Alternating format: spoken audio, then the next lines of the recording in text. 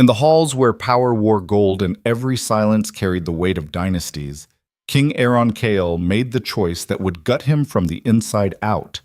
He didn't cast aside Queen Seralya for betrayal or treason.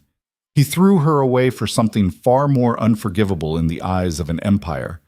She gave him no heir, no son to carry his name, no daughter to secure alliances, just years of empty cradles and whispers that grew louder with each passing season. So when Lady Varel walked into his world promising not just passion, but legacy itself, he took her hand and sealed his fate. Because in kingdoms built on bloodlines, a king without an heir is already a dead man walking. Stick around till the end of this story. You're going to want to see how far a man can fall when he chooses the crown over everything else. And if this hits different, smash that like button and drop your city in the comments. Let me know where you're watching this empire crumble from. The marble chamber held the cold like a tomb.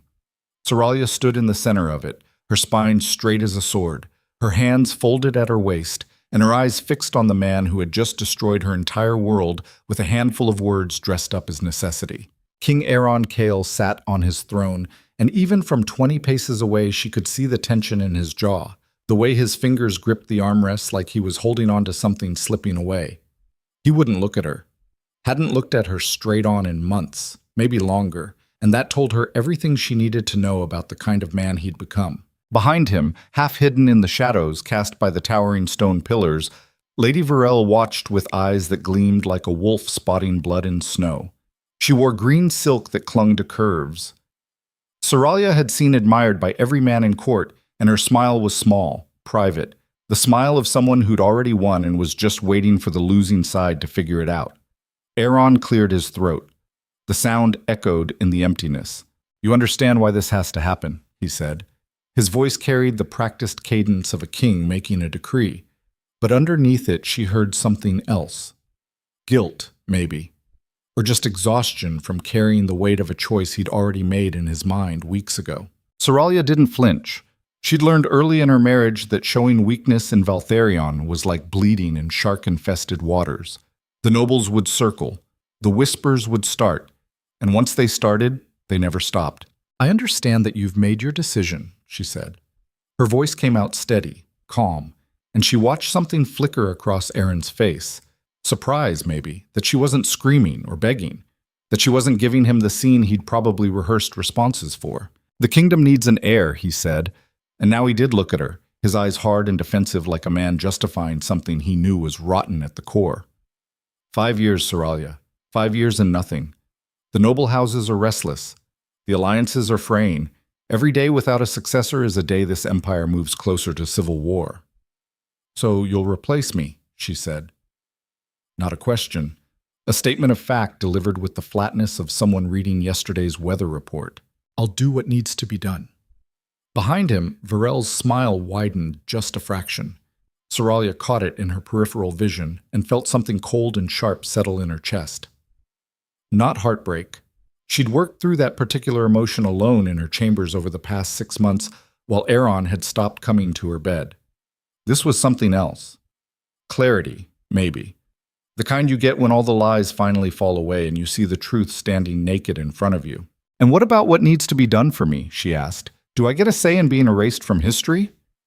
Aeron shifted in his throne. "You'll be provided for," he said. "The northern estates are yours. Full household, staff, and allowance that will keep you comfortable for life. You'll want for nothing, except my title, my name, my place." "Your place," Aeron said, and his voice hardened, "is whatever serves the empire best.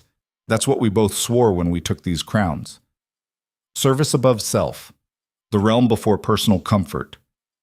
Saralia let out a sound that wasn't quite a laugh. "Funny how that oath only seems to apply to me," she said. "You're keeping your crown, your power, your throne. I'm the only one being asked to sacrifice everything for the good of the realm. Because you haven't given me a choice," Aeron snapped. And there it was, the anger underneath all that royal composure. 5 years, Saralia.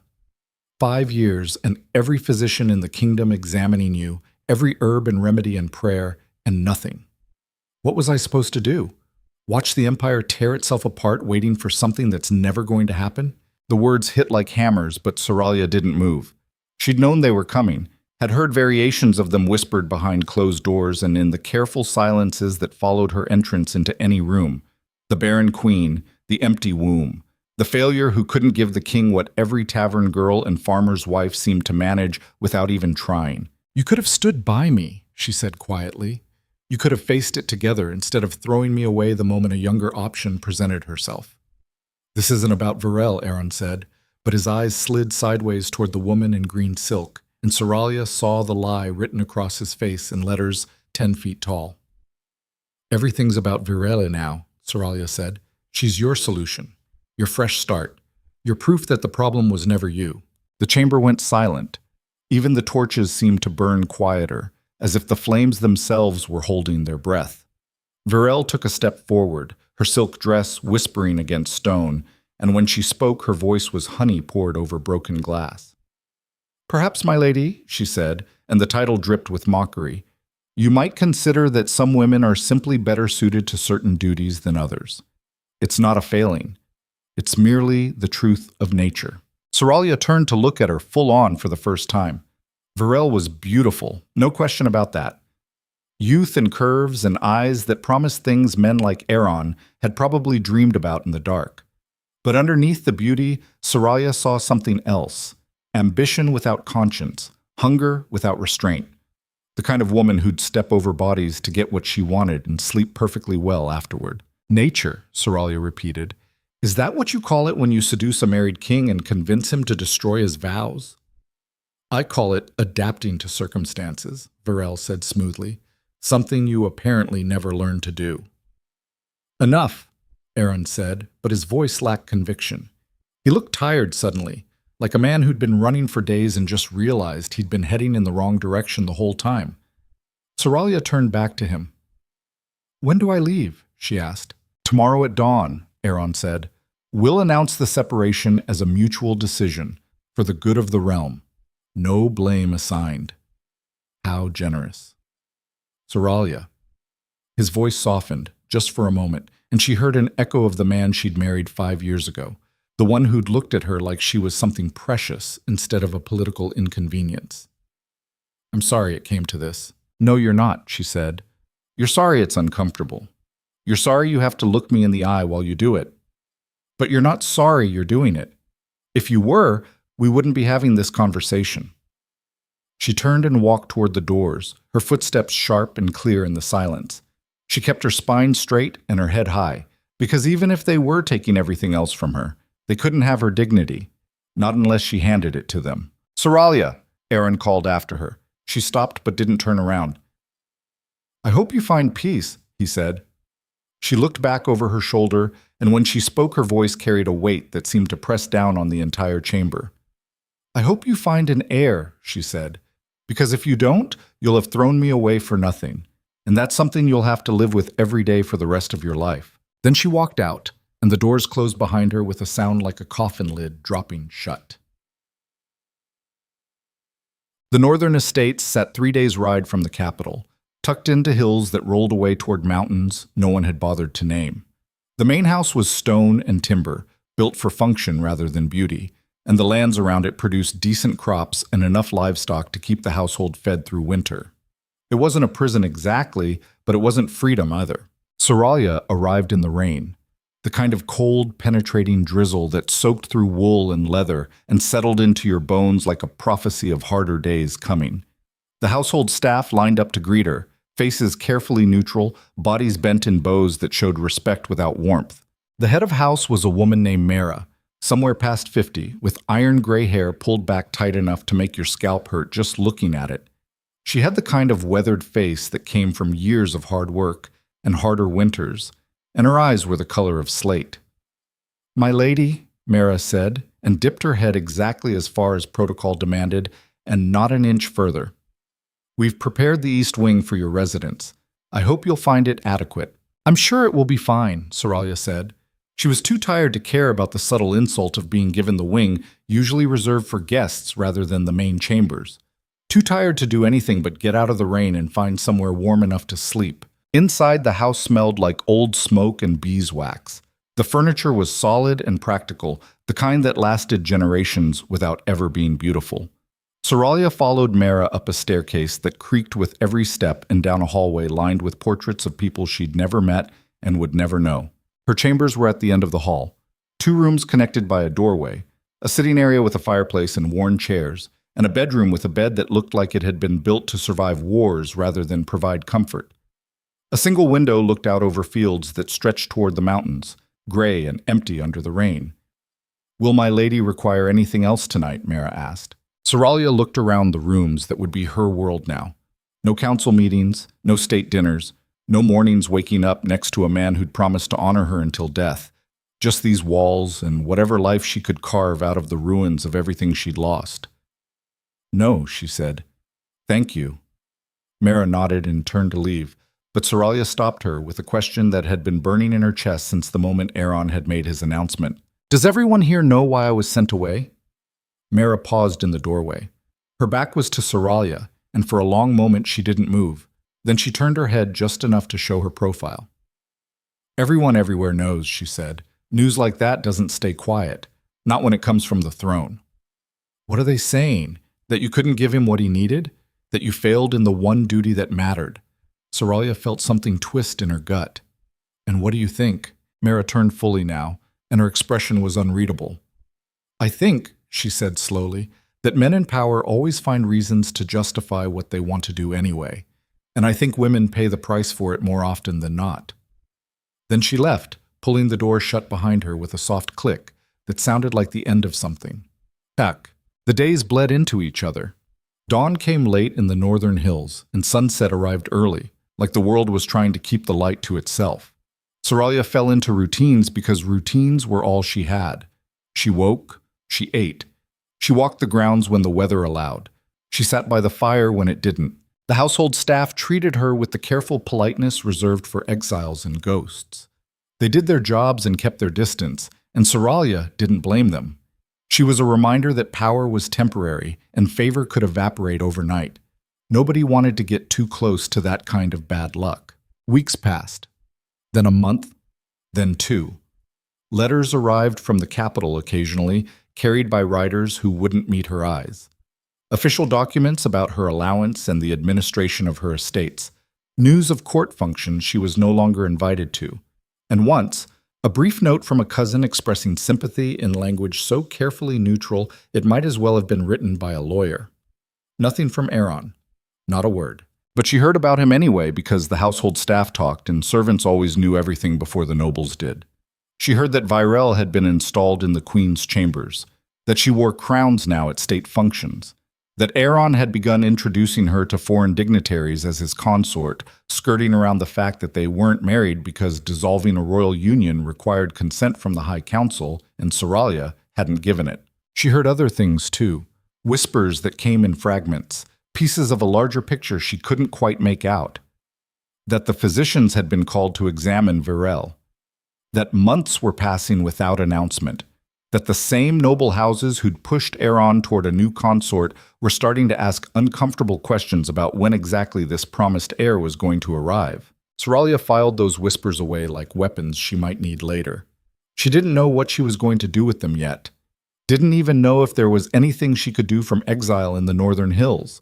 But she held on to them anyway, because they were all she had that felt like leverage. On a morning 3 months into her exile, a rider arrived carrying a message that wasn't official correspondence or carefully neutral sympathy. It was a sealed letter addressed in handwriting she didn't recognize, and when she broke the wax and unfolded the paper inside, she found 3 sentences that made her blood run cold. The physicians lied. The records were altered. You were never the problem. No signature, no explanation, just those 3 lines and a truth that hit like a fist to the chest. Saralia read the words again and again. Her hands started shaking, and she had to set the paper down on the table before she tore it apart. The physicians lied. She thought back to all those examinations, the herbs they'd given her, the treatments and remedies and consultations that had stretched across years, the way they'd looked at her with pity and professional concern while they delivered their verdicts. Weak womb, they'd said. Imbalance of humors. Natural deficiency. She'd believed them because why wouldn't she? They were trained experts, men of science and medicine. They had no reason to lie, except they did. Because they served the king.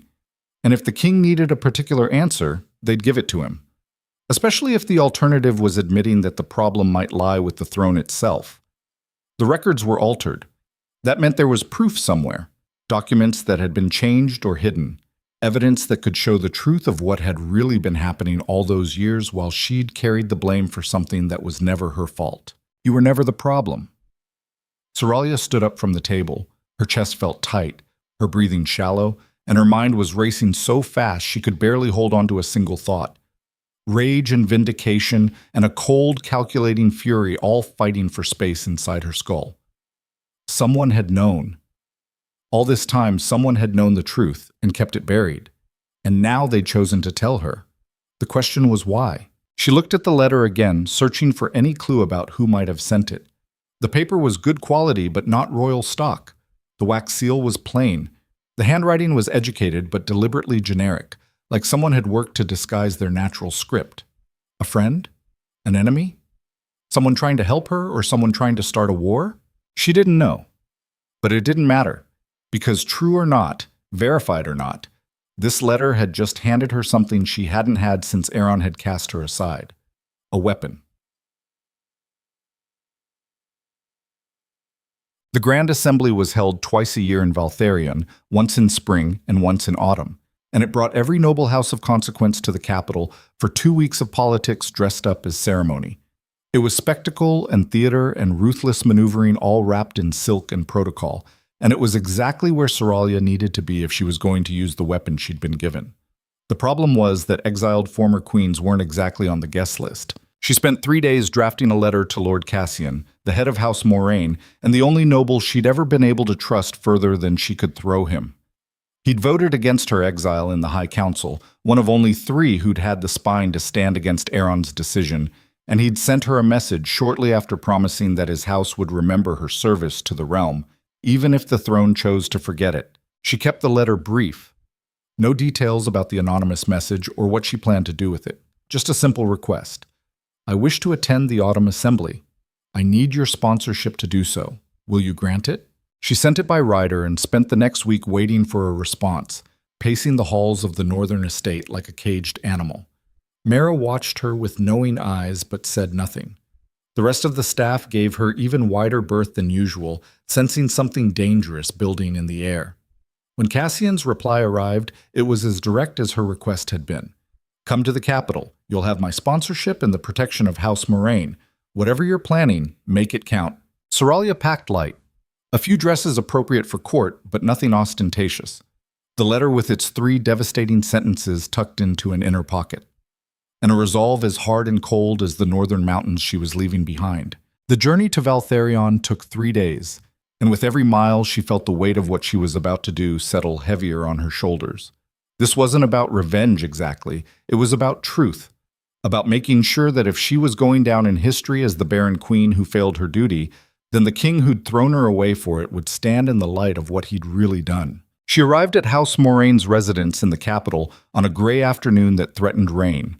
Lord Cassian met her at the door himself, a tall man in his 60s with silver hair and eyes that had seen enough politics to be impressed by very little. "You look like hell," he said by way of greeting. 3 months in exile will do that," Saralia replied. He smiled, sharp and quick. "I heard you requested sponsorship to the assembly. Care to tell me why?"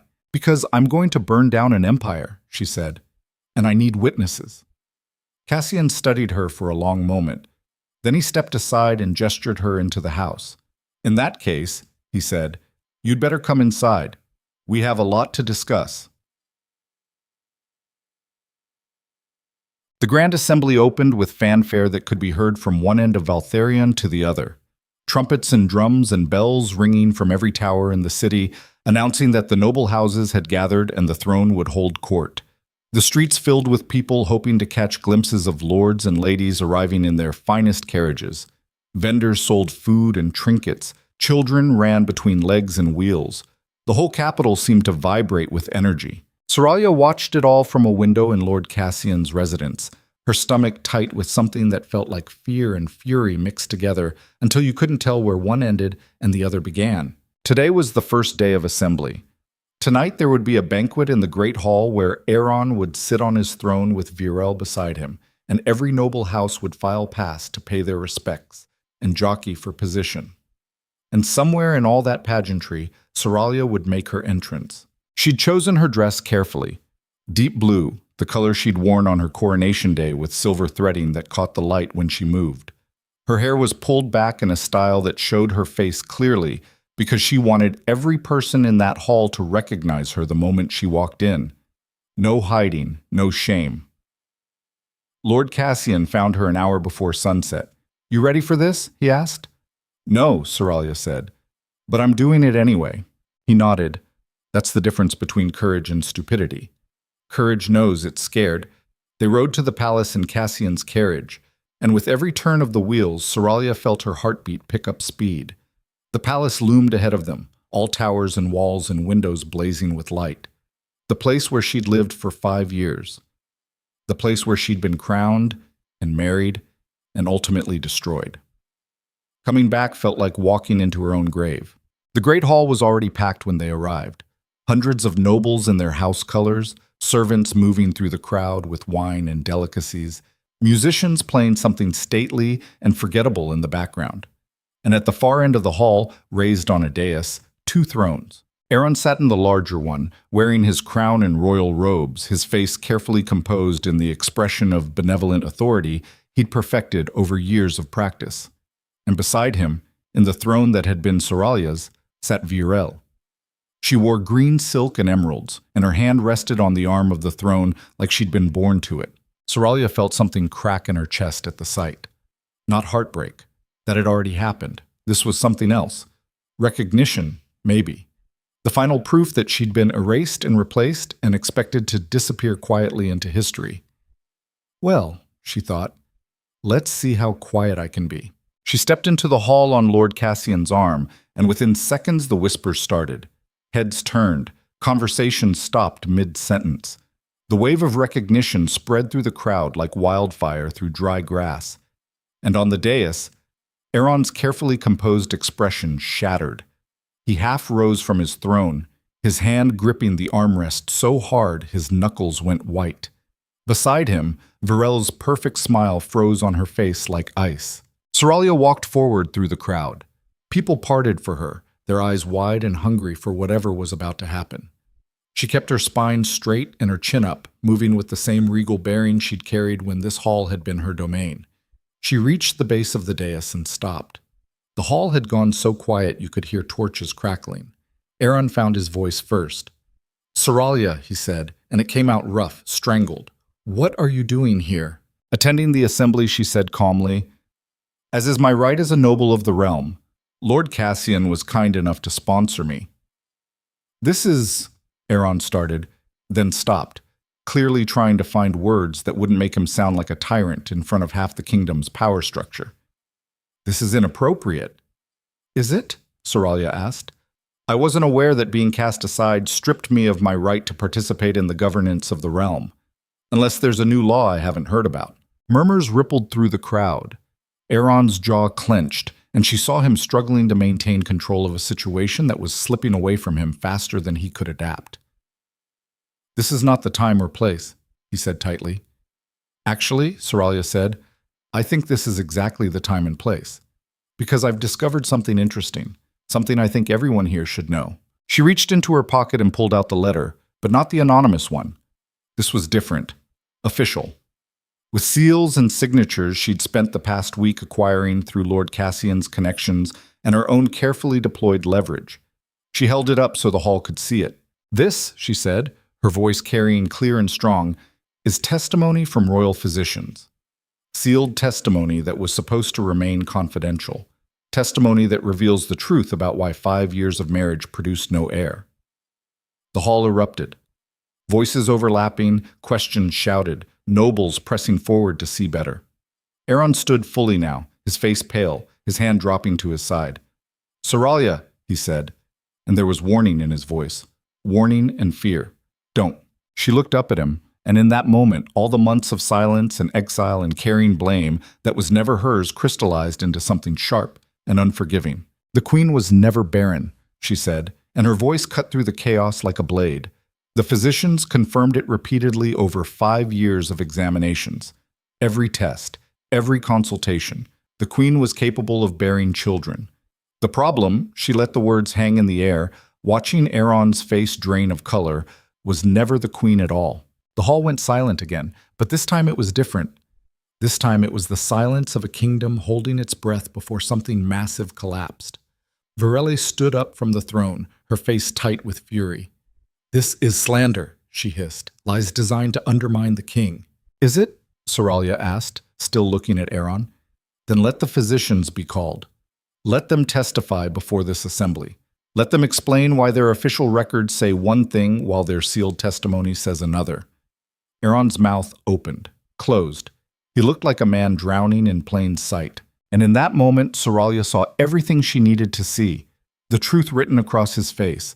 The knowledge that he'd built his entire justification for destroying her on a lie he'd either believed or chosen not to question too closely. "The Empire," she said quietly, "needed an heir. That's what you told me when you cast me aside. That's what you told yourself to justify choosing her over your vows. But if the problem was never me, then what exactly did you sacrifice me for?" She turned to address the hall, her voice rising. "A king who cannot produce an heir casts aside his queen and blames her for his own failure. He elevates a mistress to her throne and waits for the son that will never come. Because the truth," she said, looking back at Aeron, "is that power doesn't care about who deserves it. It only cares about who can hold it. And a king who shows weakness invites destruction.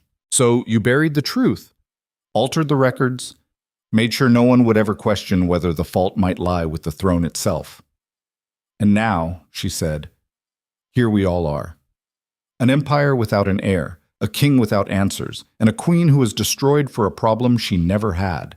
The silence that followed was absolute. Then Aeron spoke and his voice was hollow. "Guards," he said, "escort the former queen from the hall." But no one moved, because every eye in that hall was on him now. And the question Saralia had planted was growing roots in soil that would strangle whatever was left of his certainty. She turned and walked back through the crowd, her head high, her hands steady, leaving chaos and doubt and the beginning of the end in her wake. And as she reached the doors, she heard Verelle's voice, sharp and desperate, trying to regain control of a narrative that had just been torn to shreds. But by then it didn't matter. Because the truth, once spoken, doesn't care about crowns or thrones or the careful lies men tell themselves to sleep at night. It just is. And in Valtherion's great hall, standing before an empire that had just watched its king's certainty crumble, that truth had finally found its voice. The doors to the great hall closed behind Saralia with a sound that felt final, like the last nail in a coffin nobody wanted to acknowledge was there. She kept walking, her footsteps echoing in the empty corridor, her spine still straight, even though every muscle in her body was screaming at her to run or collapse, or both. She'd just detonated a bomb in the center of Valtherion's power structure, and the shockwave was still spreading. Behind those doors, chaos. Questions being shouted. Noble houses forming battle lines based on loyalty and opportunity. Aeron standing on that dais watching everything he'd built start to crack apart. And Verelle, whose entire position had just been revealed as a gamble that hadn't paid off, a solution to a problem that never existed in the first place. Lord Cassian was waiting for her at the end of the corridor, leaning against a pillar like he had all the time in the world. When she reached him, he pushed off and fell into step beside her without a word. They didn't speak until they were outside, standing in the courtyard where the night air was cold enough to sting. Saralia stopped and let herself breathe for what felt like the first time in hours. Her hands were shaking. She clasped them together to hide it. "That went well," Cassian said dryly. "Did it?" Saralia asked. "Because I just accused the king of lying to his entire kingdom and destroyed whatever fragile credibility I had left." "You also put truth into the world," Cassian said, "and truth has a way of spreading whether people want it to or not. By morning, half the noble houses will be demanding answers. By the end of the week, Aeron's going to have to address this or watch his authority bleed out." Saralia looked back at the palace, at the windows blazing with light and the shadows of people moving inside. Somewhere in there, Aeron was trying to contain damage that couldn't be contained, trying to explain away something that had no good explanation. And here's the thing about power that nobody talks about until they've lost it. It's not actually about being right. It's about convincing everyone else that you are, about maintaining the illusion of certainty and strength and divine inevitability. The moment people start questioning whether you deserve what you have, you're already halfway to losing it. Aeron had spent 5 years building a narrative that painted Saralia as the failure and himself as the victim of circumstance, forced to make hard choices. And she'd just torn that narrative down in front of everyone who mattered. "What happens now?" she asked. Cassian shrugged. "That depends on Aeron. He can admit the truth and try to salvage what credibility he has left. Or he can double down on the lie and hope he's got enough support to weather the storm." He paused.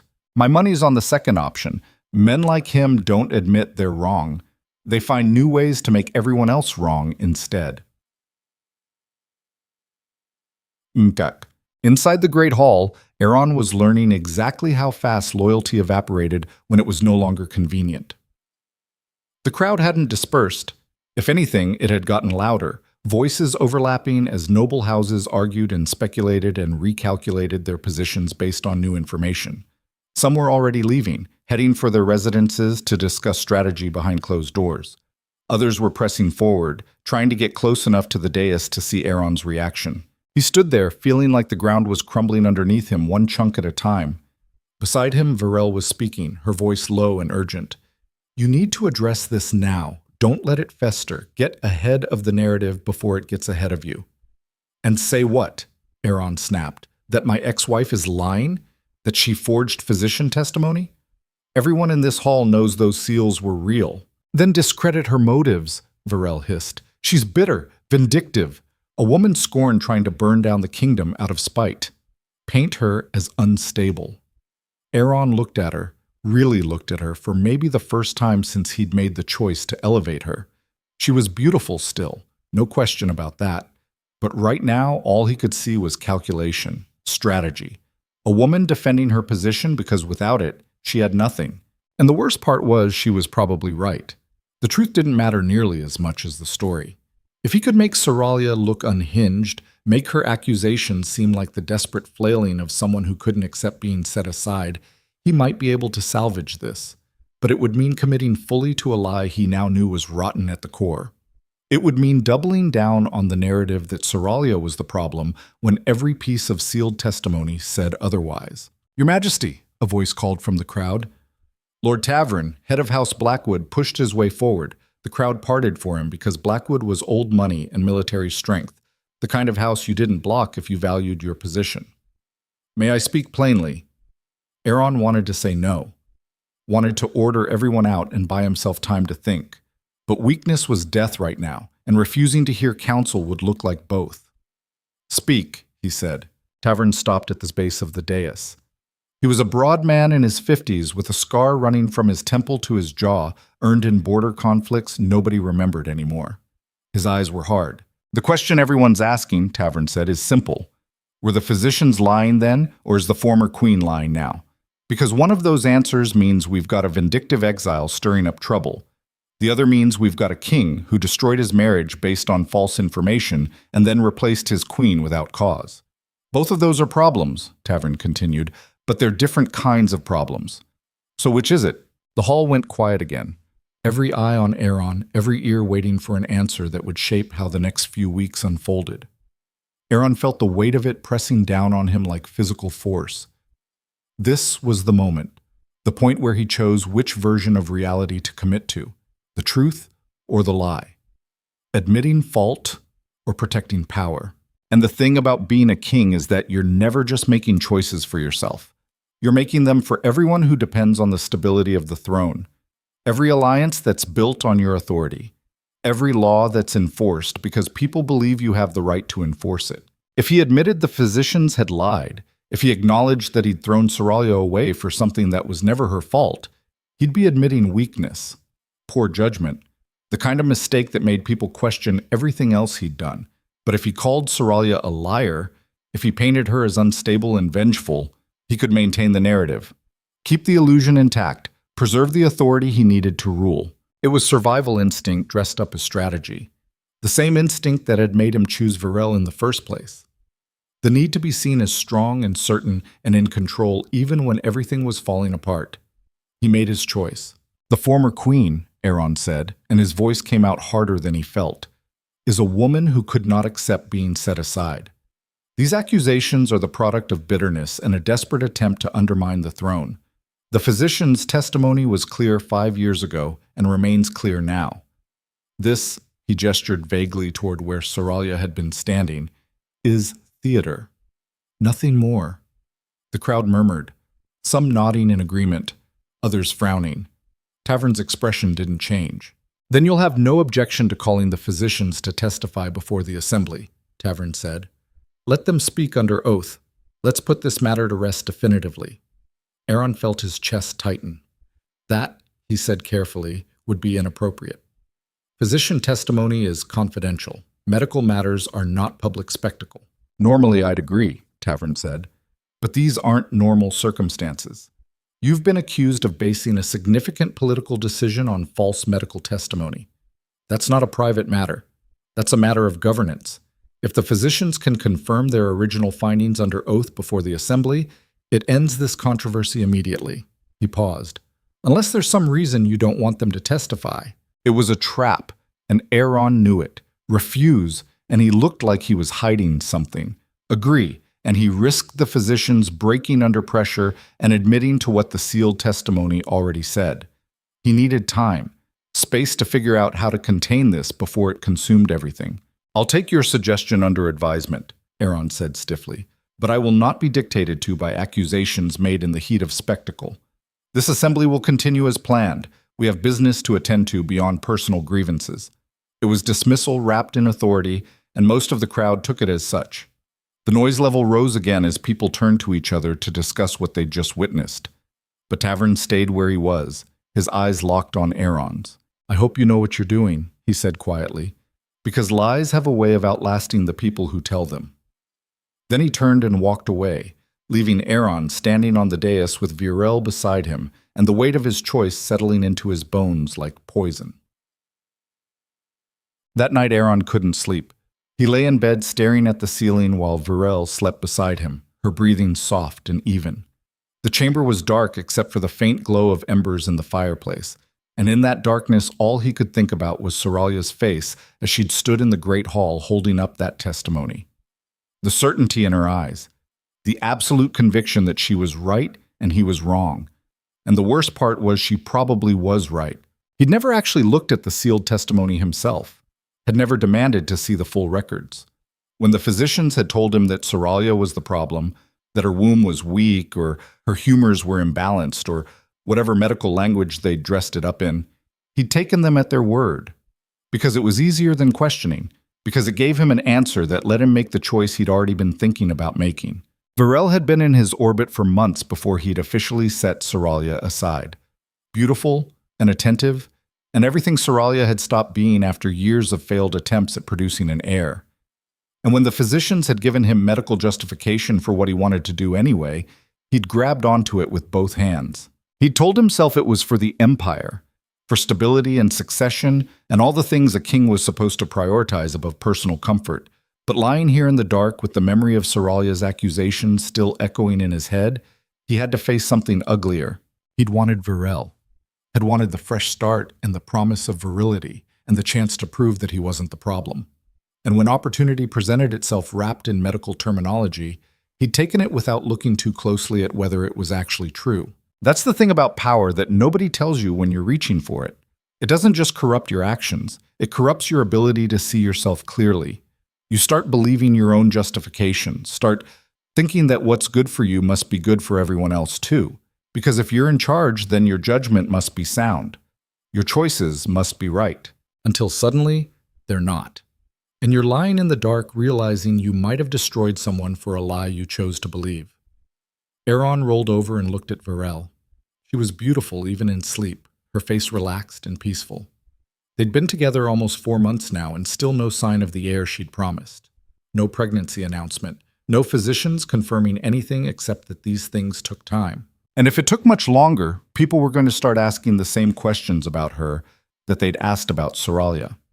The same questions that might have answers he really didn't want to face. He got out of bed and walked to the window. The capital stretched out below him, all darkness and scattered lights. Somewhere out there, Saralia was probably awake too, planning her next move. Because she'd come to that assembly for a reason, and exposing him wasn't the end of it. It was the beginning. She wanted something, revenge maybe, or vindication, or just to watch him burn the way he'd burned her. And the terrifying part was he wasn't sure he could stop her, not without making things worse, not without confirming every accusation she'd made by acting exactly like a guilty man trying to cover his tracks. He pressed his forehead against the cold glass and closed his eyes. This was what happened when you chose power over truth, when you built your authority on foundations you never bothered to inspect too closely. Eventually, someone pulled on the right thread, and the whole thing started unraveling. And by the time you realized what was happening, it was already too late to stop it. Malshkit. Morning came gray and cold. Aeron dressed in silence while Virel watched him from the bed, her eyes sharp and calculating. "You need to do something," she said. "You can't just let her accusations sit there without response." "I addressed it last night," Aeron said, adjusting his collar with more force than necessary. "You dismissed it. That's not the same as dealing with it." He turned to look at her. "And what would you suggest? That I haul the physicians before the assembly and hope they back up a story we both know might not be entirely accurate?" Virel's expression hardened. "So you're admitting it then? The physicians lied." "I'm admitting I don't know," Aeron snapped. "I'm admitting I took their word because it gave me an answer I needed. And now Saralia's put that answer in question, and I don't have a good way out." "Then create one," Virel said. "You're the king. You have resources she doesn't. Discredit her. Find something in her past she doesn't want exposed. Remind everyone that she failed to produce an heir regardless of whose fault it was. Make this about her inadequacy as a queen instead of about medical testimony." Aeron stared at her. "That's your solution. Destroy her worse than she's already been destroyed." "It's politics," Virel said coldly. "You don't win by being nice. You win by being willing to do what your opponent won't." And that right there was the difference between her and Saralia that Aeron was only just starting to understand. Saralia had fought for dignity even in exile, had kept her silence until she had something worth saying, had maintained a kind of integrity that probably should have made him respect her more. Virel would fight dirty and justify it as necessity, would sacrifice anyone and anything to maintain her position, would turn cruelty into strategy and call it strength. He'd chosen her because she was easy, because she promised him everything he wanted without making him question whether he deserved it. And now he was waking up to exactly what kind of person that choice had bound him to. "I'll handle it," he said shortly. "You just focus on making sure we have an heir sooner rather than later. Because if we don't, none of the rest of this matters anyway." He left before she could respond, heading for the council chamber where his advisors were already waiting. They stood when he entered, their faces carefully neutral, reading the room, trying to figure out what position to take based on which way the wind was blowing. Lord Merrick spoke first. "Your Majesty, the Assembly is demanding clarification about last night's events. Several houses have requested formal hearings to examine the former Queen's accusations." "Denied," Aeron said flatly. "We don't conduct royal business based on the grievances of bitter exiles." "With respect," Merrick said carefully, "the former queen presented sealed physician testimony. That's not just a grievance, that's documentary evidence of potential misconduct. Documentary evidence of confidential medical records being leaked," Aeron corrected, "which is a violation in itself. I want an investigation into how those documents came into her possession, and I want it made clear that sealed testimony taken out of context is not grounds for disrupting the governance of this empire." The advisors exchanged glances. One of them, Lord Hastings, cleared his throat. "And if the investigation reveals that the testimony is accurate," he asked, "what then?" Aeron looked at him. "Then we'll address it at that time. But until then, I expect the Assembly to focus on the business we gathered to conduct. Trade agreements, border security, tax reform. The actual work of running an empire instead of entertaining conspiracy theories from disgraced former royals." It was bravado, and everyone in that room knew it. But it was also authority, and authority was all he had left to work with. If he could keep the narrative focused on Saralia's methods instead of her claims, he might be able to weather this. Might. The meeting continued for another hour, covering policy matters that felt impossibly trivial compared to the crisis brewing underneath everything. When it finally ended, Aeron returned to his private chambers and found a message waiting for him. Unsigned, sealed with plain wax. He broke it open and read 3 sentences that made his blood run cold. The physicians will testify if called. They will tell the truth. You should prepare accordingly. He read it twice, then burned it in the fireplace and watched the paper curl and blacken and turn to ash. Someone was moving pieces on a board he couldn't see. Someone wanted him exposed and broken, and they were patient enough to do it piece by piece instead of all at once. This wasn't just Saralia. This was bigger, organized. Someone with access to sealed records and leverage over royal physicians and the patience to orchestrate a king's downfall. Aeron stood there watching the flames consume the evidence of his latest problem and felt the ground continue to crumble beneath his feet. Because here's what you learn when power starts slipping away. It doesn't happen all at once. It's not a dramatic collapse that you can point to and say that's when everything fell apart. It's erosion. Small pieces breaking off. Cracks spreading through foundations you thought were solid. People who used to be loyal suddenly reconsidering their positions. And by the time you realize how bad it's gotten, you're already past the point where you can fix it. You can only choose how you're going down. Fighting or surrendering. Doubling down or coming clean. Aeron had already made his choice back in that great hall. He'd chosen the lie. Chosen to protect his power at the cost of truth. And now he had to live with that choice and all the consequences that came with it. Even if those consequences destroyed everything he'd built. Even if they destroyed him.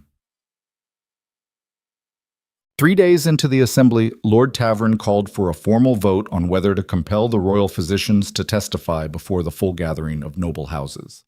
It wasn't technically within his authority to do so, but he had enough support from other houses that refusing to allow the vote would have looked like exactly what it was. Desperation. Aeron sat on his throne and watched the count. 23 houses in favor of compelling testimony, 18 against, 4 abstaining. The motion carried. Varel's hand tightened on the arm of her throne. Beside him, he could feel her rage radiating like heat from a fire. She wanted him to shut this down, exercise royal authority, and refuse to comply. Turn this into a constitutional crisis if necessary. But that was the thing about constitutional crises. They only worked if you won. And Aeron wasn't sure he could win this one. Not with public opinion turning against him. Not with more and more noble houses starting to wonder if maybe the former queen had been telling the truth. The physicians will be summoned, he said flatly. They will testify tomorrow at midday. And then this matter will be put to rest. The assembly erupted in noise, some approving, some objecting, all of them sensing that tomorrow would be the moment that defined how the rest of this power struggle played out. That night, Aeron met with the head royal physician in a private chamber far from anywhere people might listen. The man was old, probably past 70, with white hair and hands that trembled slightly from age or nerves, or both. His name was Corvin, and he'd served the crown for 40 years. You're going to testify tomorrow, Aeron said without preamble. I need to know what you're going to say. Corvin looked at him with eyes that had seen too much and were too tired to lie about it anymore. I'm going to tell the truth, he said quietly. And what is the truth? That Queen Seralya was never barren, that every examination over 5 years confirmed her ability to bear children, that the problem, if there was a problem, was never with her. The room went silent except for the sound of Aeron's breathing getting shallower. Then why, he asked, his voice tight, did you tell me she was the problem? Because you needed to hear it, Corvin said. Because Lady Varel had already made it clear what outcome was expected. Because I'm an old man who serves at the pleasure of the crown, and I chose my position over my integrity. He paused. I'm not proud of it, but I won't compound the lie by maintaining it under oath. Aeron felt something break inside him, some last piece of certainty or control, or the illusion that he could still manage this situation. You'll destroy me, he said. I'll tell the truth, Corvin repeated. What you do with that is your choice.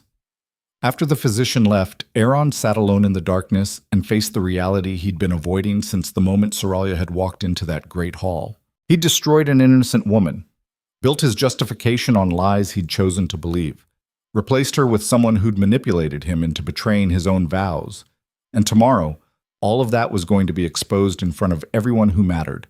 He could stop it, could have Corvin arrested on some trumped-up charge, could declare the whole proceeding invalid, and dare the assembly to challenge his authority. But that would just confirm everything Saralia had accused him of, would turn him into exactly the kind of tyrant nobody could support without sacrificing their own credibility. So he had a choice. Come clean now and try to salvage whatever dignity remained, or fight it to the bitter end and watch his authority bleed out slowly over weeks and months as more and more people turned against him. Neither option was good, but one of them at least had a chance of redemption somewhere down the line. The other just had ruin. Aeron stood up and walked to the window. The capital was dark and quiet below him. Somewhere out there, Saralia was probably awake too, knowing that tomorrow would bring vindication or disaster, depending on how the testimony played out. He thought about the woman he'd married 5 years ago, the one who'd stood beside him and sworn to honor the crown above all else, who'd endured years of whispers and pity and blame without breaking, who'd maintained her dignity even when he'd stripped everything else away. And he thought about the choice he'd made, trading her for someone younger and easier, believing lies because they justified what he wanted to do anyway, choosing power over truth and calling it necessity. Tomorrow the Empire would see what that choice had cost, would watch a king stand exposed for choosing convenience over character, and whatever happened after that would be consequence he'd earned. Because here's the final thing about power that you only learn when you've lost it. It doesn't protect you from yourself. It just gives you the tools to destroy yourself more completely than anyone else ever could. And Aeron had used every single one of those tools. Now he got to live with the result. The Great Hall was packed beyond capacity when the physicians were called to testify. People stood shoulder to shoulder in the back, crammed into every available space, because everyone wanted to witness the moment a king's certainty either held or shattered. Aeron sat on his throne with Virel beside him, and for the first time since he'd elevated her, he wished she wasn't there. Her presence felt like accusation, proof of the choice he'd made and the lies he'd believed to justify it. The assembly speaker called the proceedings to order. The crowd quieted. And then Corvin was brought forward, looking small and old and somehow resolute despite the weight of what he was about to do. He was sworn in, asked to state his name and position. Then Lord Tavern, who'd been chosen to lead the questioning, stepped forward.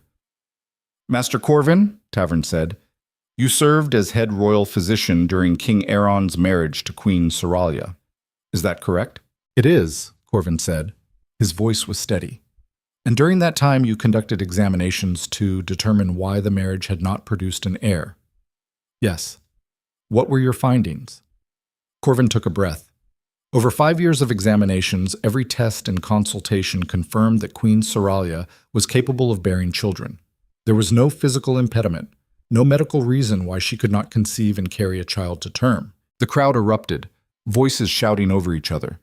Aeron felt his hands grip the armrests hard enough to hurt. Tavern waited for quiet. "Then why," he asked, "were you reporting to the king that the queen was the problem?" "Because," Corvin said quietly, "I was told what conclusion was expected, by palace officials, by those who made it clear that the crown needed a specific answer to justify certain decisions." "Who specifically told you what conclusion was expected?" Corvin hesitated. His eyes flicked toward the dais, toward Virel, then away. Lady Virel made it clear that if examinations continued to show no fault with the queen, alternative explanations would need to be found. She suggested that perhaps the issue was compatibility between the king and queen rather than individual failing.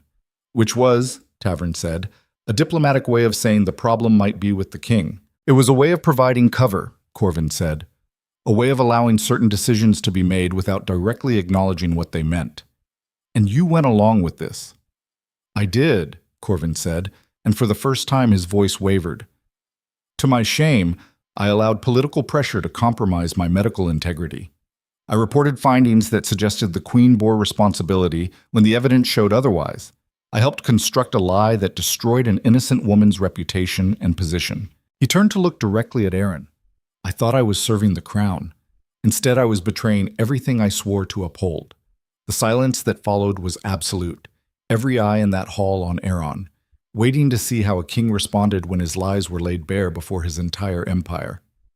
Aeron felt Virel's hand on his arm, felt her lean close to whisper something, but he couldn't hear her over the roaring in his ears, over the sound of everything he'd built collapsing around him.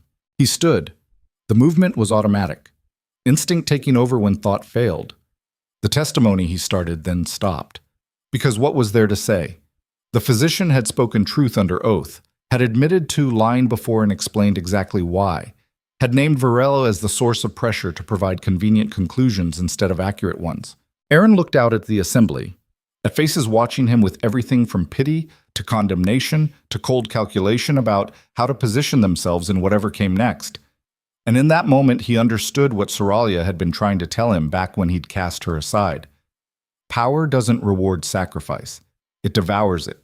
He'd sacrificed truth for authority, had thrown away a woman who'd done nothing wrong, had built his justification on lies he'd chosen to believe because believing them was easier than facing hard questions. And now the power he'd been trying to protect was consuming him from the inside out. "Your Majesty," Tavern said quietly, "do you have any response to this testimony?" Aeron opened his mouth, closed it, looked at Betrayal, who was watching him with eyes that had gone flat and calculating. She knew what this meant for her, knew that if he admitted fault she'd be exposed as the architect of his worst decision, and he knew she'd burn the whole empire down before she let that happen. "I," Aeron said, and his voice came out hollow, "need time to consult with my advisors before addressing these allegations." It was retreat disguised as procedure. Everyone in that hall knew it. Tavern nodded slowly. Then perhaps he said, "We should adjourn until tomorrow. Give everyone time to consider what we've heard today." The assembly dissolved into noise again. People already forming groups to discuss and strategize, already figuring out which side to land on when the final accounting came. Aeron walked out through a side door, Betrayal beside him, and didn't stop until they were in a private chamber far from anyone who might listen. Then he turned on her. "You did this," he said. His voice shook with rage and something darker. Grief, maybe, for what he'd lost and what he'd become. "You manipulated the physicians, constructed the lie, and I was too blind or too willing to see it. I gave you what you wanted," Betrayal shot back. "You wanted her gone. You wanted me. You wanted a path forward that didn't require you to face uncomfortable truths about yourself. So I provided it, by destroying an innocent woman, by doing what you needed done and didn't have the courage to do yourself." She stepped closer, her voice dropping to something cold and dangerous. "Don't you dare blame me for choices you made willingly. I didn't force you to set her aside. I didn't force you to believe what the physicians said. You wanted a reason to choose me, and when you got one, you grabbed it with both hands. This is on you as much as it's on me." And she was right. That was the part that gutted him. She was absolutely right. He'd wanted out of a marriage that felt like failure, had wanted someone who made him feel powerful instead of inadequate. And when opportunity presented itself wrapped in medical justification, he'd taken it without questioning too deeply whether it was true. Because questioning would have required admitting he was choosing desire over duty, lust over honor. And kings weren't supposed to be ruled by those things. Except he was. Had been all along. He'd just been better at lying to himself about it than he'd been at lying to everyone else. "What do we do now?" he asked quietly. "We fight," Betrayal said. "We discredit Corvin, claim he's senile or being manipulated. We turn this into doubt about the testimony instead of acceptance of it. We make Saralia look vindictive enough that people question her motives even if they believe her claims. We lie harder. We survive," Betrayal corrected. "Because the alternative is losing everything, and I didn't claw my way to this position just to watch it collapse because an old man grew a conscience." Aeron looked at her and saw clearly for the first time what he'd bound himself to. Ambition without limits, survival without ethics. The kind of person who'd burn any bridge and sacrifice any principle to maintain what she'd gained. And he understood that he'd become exactly the same thing. They stood there at the silence of that private chamber, two people who'd destroyed everything they'd touched in pursuit of something they were already losing. And tomorrow, the Empire would decide whether to let them keep fighting or tear them down completely. Either way, Aeron thought, the man he'd been when he'd married Saralia was already gone. All that was left was figuring out whether the man he'd become was worth saving. The night after Corvin's testimony, Aeron didn't sleep at all. He sat in his private study with a bottle of wine that tasted like ash, and watched the hours crawl past while his mind raced through scenarios that all ended badly. By dawn, he'd drunk enough to make his hands unsteady, but not enough to quiet the voice in his head telling him he'd already lost everything that mattered. Varel had stayed in her own chambers. No pretense of comfort or solidarity, just cold calculation about how to survive what was coming. And that told him everything he needed to know about what their relationship actually was. Not love, not partnership, just two people using each other until one of them stopped being useful. He'd become that. A man who measured relationships by utility instead of worth, who'd thrown away something real for something convenient and called it necessity. The morning light came gray and reluctant through the windows. Aeron stood and walked to the mirror, and the man looking back at him was someone he barely recognized anymore. Eyes bloodshot from lack of sleep and too much wine, face haggard with stress, crown sitting on his head like an accusation instead of authority. This is what power looks like when it's rotting from the inside out. Not dramatic collapse, just slow erosion until there's nothing left but the shell of what you used to be.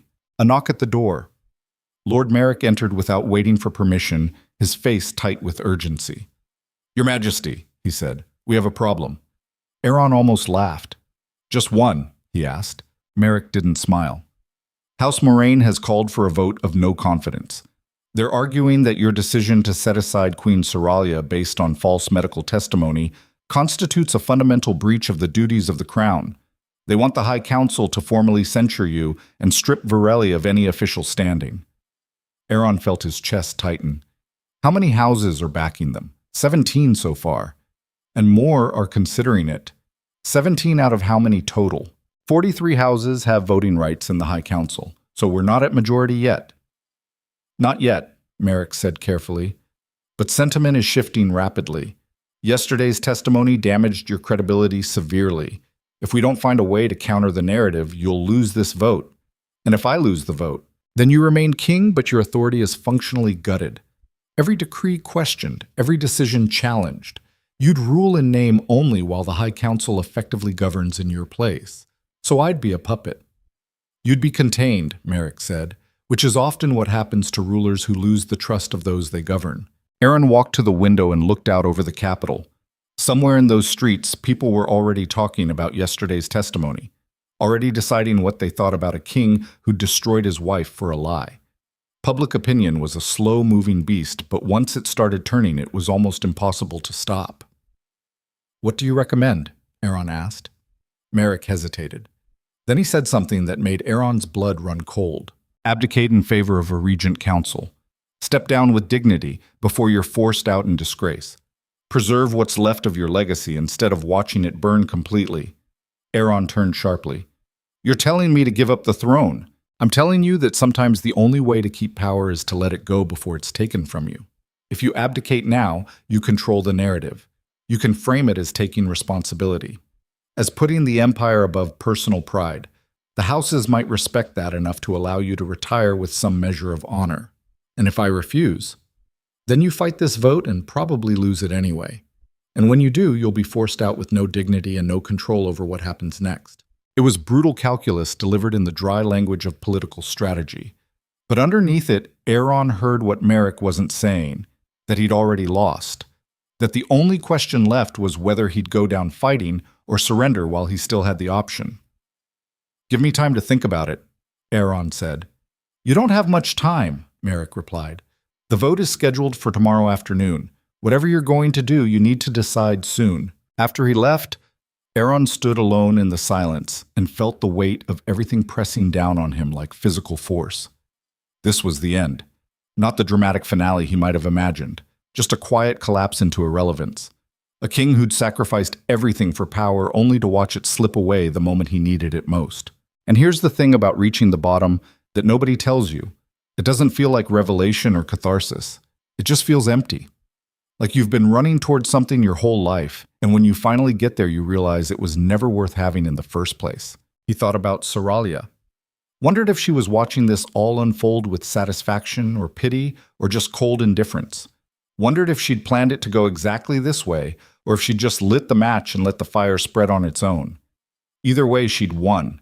Not by taking power for herself, but by making sure he lost it. And there was a kind of poetry in that. A justice that felt inevitable now that he was standing in the ruins of his own choices. The door opened again. Aeron turned, expecting another advisor with more bad news. Instead, it was Saralia. She stood in the doorway wearing simple traveling clothes, her hair loose around her shoulders, and her eyes were steady and calm. Not triumphant, not gloating, just present in a way that made him feel like he was the one intruding in his own chambers. "What are you doing here?" he asked. "I came to talk," she said, "before tomorrow's vote, before whatever happens next. If you're here to watch me fall apart, you're a day late." She walked into the room and closed the door behind her. "I'm here because I need you to understand something." This was never about revenge. Aeron let out a bitter laugh. "You destroyed me in front of the entire empire.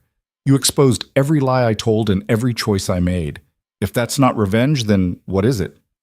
"Truth," Saralia said simply. "I just wanted the truth told. What people do with it afterward isn't my responsibility." She moved to stand by the window, looking out at the same view he'd been staring at moments before. "You threw me away," she continued, her voice quiet but steady. "You blamed me for something that was never my fault. You let physicians lie and records be altered and my reputation be destroyed because it was easier than facing hard questions about yourself. So yes, I made sure the truth came out. But I didn't orchestrate your downfall.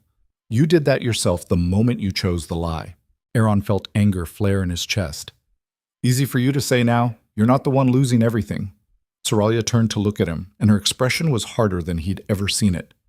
"I already lost everything," she said. 5 years ago when you decided I was disposable. The difference is, I lost it without deserving it. You're losing it because of choices you made freely and repeatedly. So don't stand there and act like you're the victim in this." The words hit like hammer blows. Aeron wanted to argue, wanted to defend himself, or deflect, or find some way to make this her fault instead of his, but he couldn't. Because everything she was saying was true, and they both knew it. "Why are you really here?" he asked tiredly.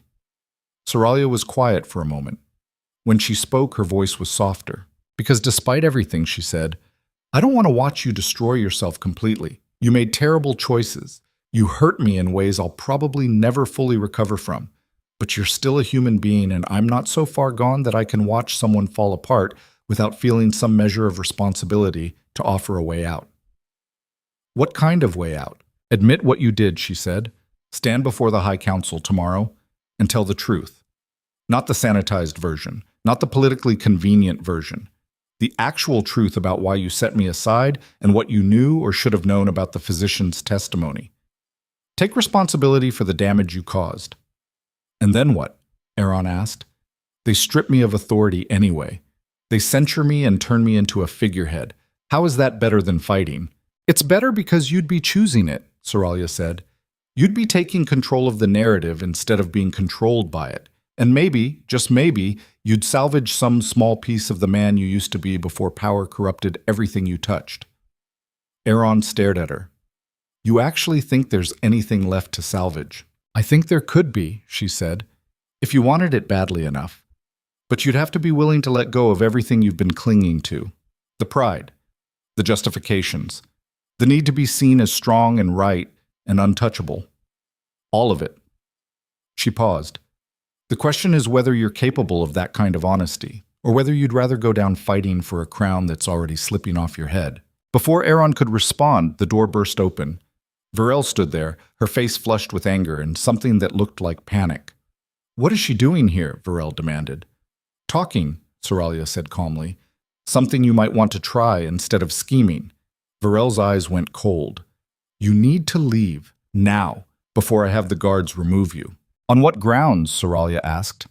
"I was invited into these chambers by someone who still technically has the authority to invite guests. Or has the High Council already stripped him of that particular privilege?" Varel looked at Aeron. "Are you going to let her talk to me like that?" And there it was. The fundamental dynamic that had defined his relationship with Varel from the start. Her demanding that he choose her, defend her, validate her position by attacking anyone who challenged it. He'd done it before without thinking, had backed her against advisors and nobles and anyone else who questioned whether she belonged where she'd clawed her way to. But standing here now, watching her fury and Saralia's calm, he saw the pattern clearly for the first time. Varela didn't want a partner. She wanted a weapon, someone who'd fight her battles and take the hits while she stayed clean and protected. And he'd been willing to be that weapon because it was easier than admitting he'd made a mistake elevating her in the first place. "I think," Aeron said slowly, You should hear what she has to say. Varel's expression went from fury to something darker. Betrayal, maybe. Or just the cold realization that her leverage was disappearing. After everything I've done for you, she said, her voice low and dangerous. After everything I sacrificed to be here. You're choosing her. I'm not choosing anyone, Aeron said. I'm just tired of lying. Varel stepped closer. If you admit fault tomorrow, she said, you'll destroy both of us. They'll strip you of real power and they'll throw me out completely. Is that what you want? To lose everything just to satisfy some misguided sense of honor? Maybe, Aeron said, or maybe I just want to stop being the kind of man who destroys innocent people to protect his own comfort. Varela's laugh was sharp and bitter. You're a fool, she said.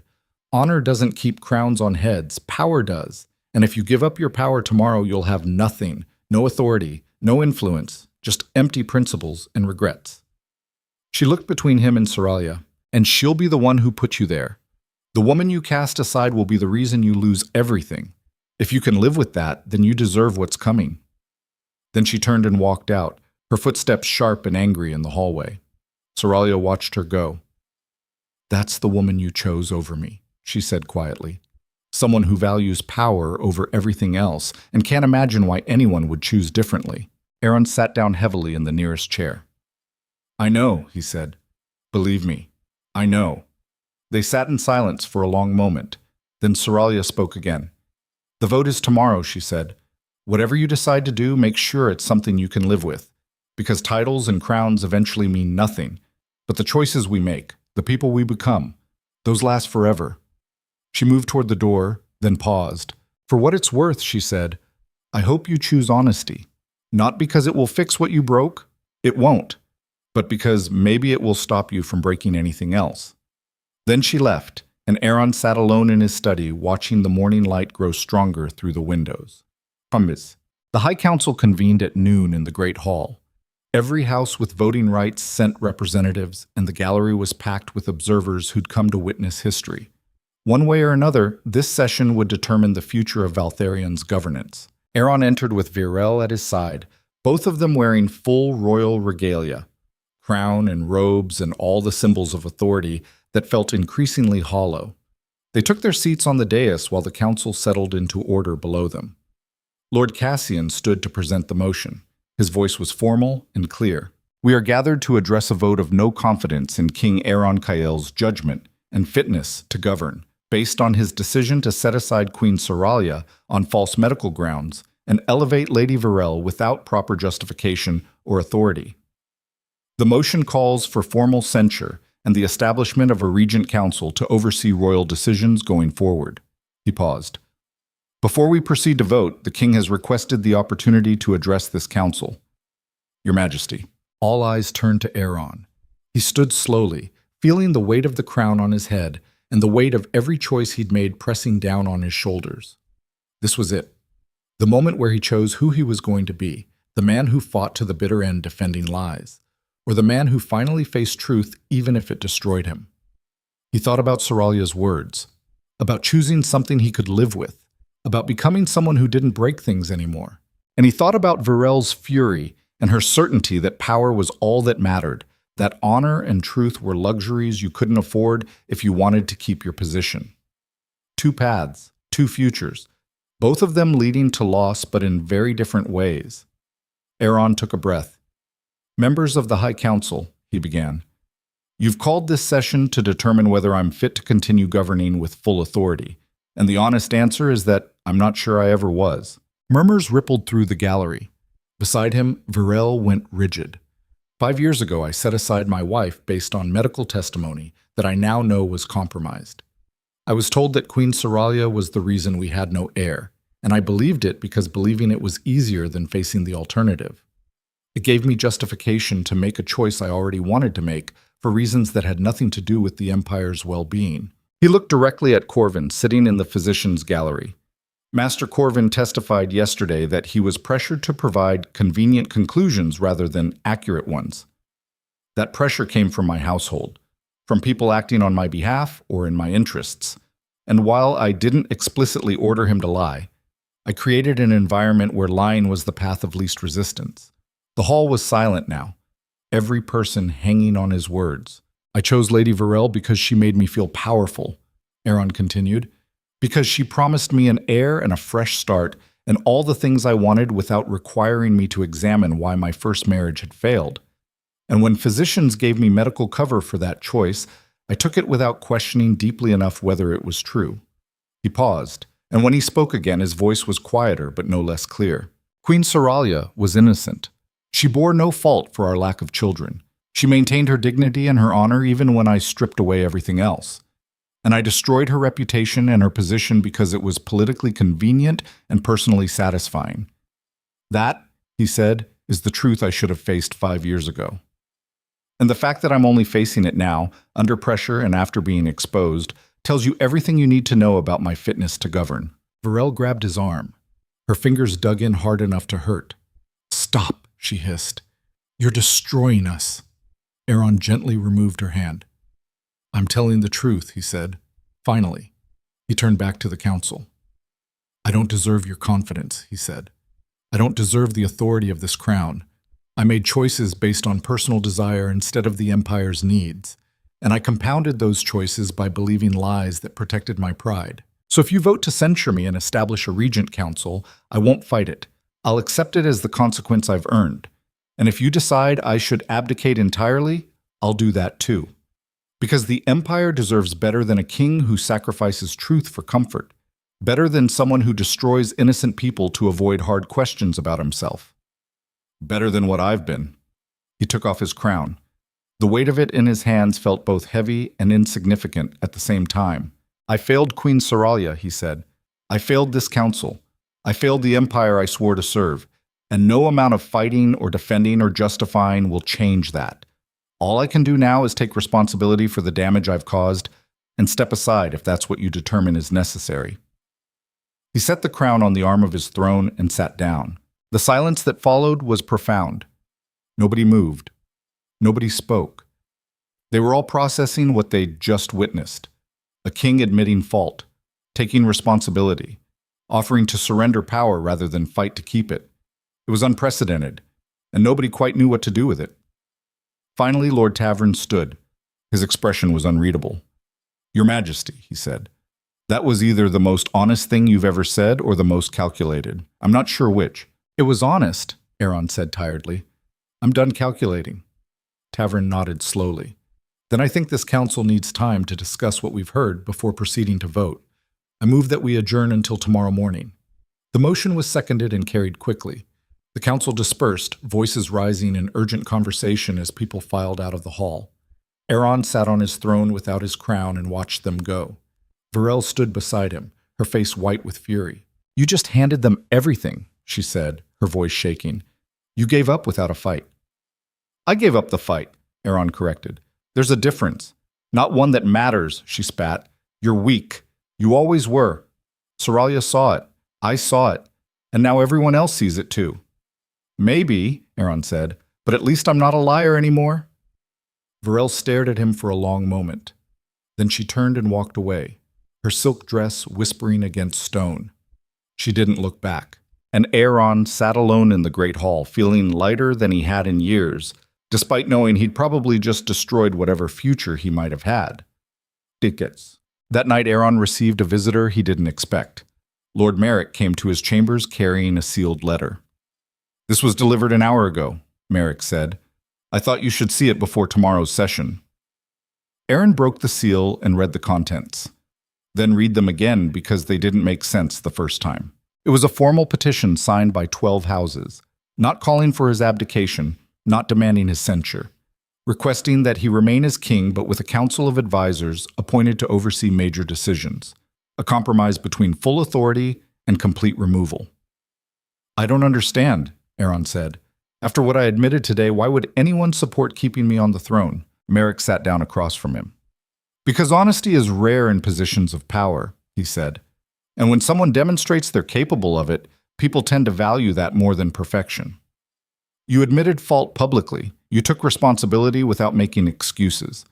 That's the kind of character people want in a leader, even if your judgment has been questionable." He paused. Also, several of the houses who signed that petition spent the afternoon talking with Queen Seralya. She apparently told them that while she doesn't forgive what you did, she believes you're capable of learning from it. That counted for something. Saralia spoke in my favor, Aeron said, stunned. She spoke in favor of giving you the chance to be better, Merrick corrected. There's a difference. Aeron looked at the petition again.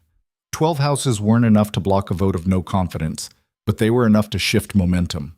Enough to make other houses reconsider whether complete removal was necessary or if oversight might be sufficient. What do I do with this? He asked. You accept it, Merrick said. You acknowledge that you need guidance and accountability. You work with the appointed council instead of against it, and you spend however long it takes proving that today's honesty wasn't just a performance. And Varelle? Merrick's expression hardened. Lady Varelle's position is no longer tenable. The council has made that clear. She'll need to leave court, permanently. Aeron nodded slowly. He'd known that was coming. Had known it the moment he'd started telling the truth. Varelle's entire position had been built on lies, and once those lies collapsed, there was nothing left to support her. He should have felt something about that. Regret or guilt or loss. But mostly, he just felt tired, and relieved that he wouldn't have to keep pretending the relationship was something it had never been. Tell the council I accept their terms, Aeron said. Whatever oversight they want to establish, I'll work with it. Merrick stood. I'll convey that message. And Your Majesty, for what it's worth, what you did today took courage. Not the kind that makes for good stories, but the kind that actually matters. After he left, Aeron sat in the quiet of his chambers and thought about courage and honesty and all the things he'd sacrificed in pursuit of power. He'd lost Saralia, lost Varelle, lost most of his authority and all of his certainty. He'd become someone he barely recognized and then had to tear that person apart in front of everyone who mattered. But somewhere in the wreckage, he'd found something he'd lost years ago without noticing. The ability to look at himself without flinching. It wasn't redemption. That would take years if it was even possible. But it was a start. The first step toward becoming someone who didn't destroy things just because they made him uncomfortable. Whether that was enough remained to be seen. Mad. The next morning, the High Council reconvened.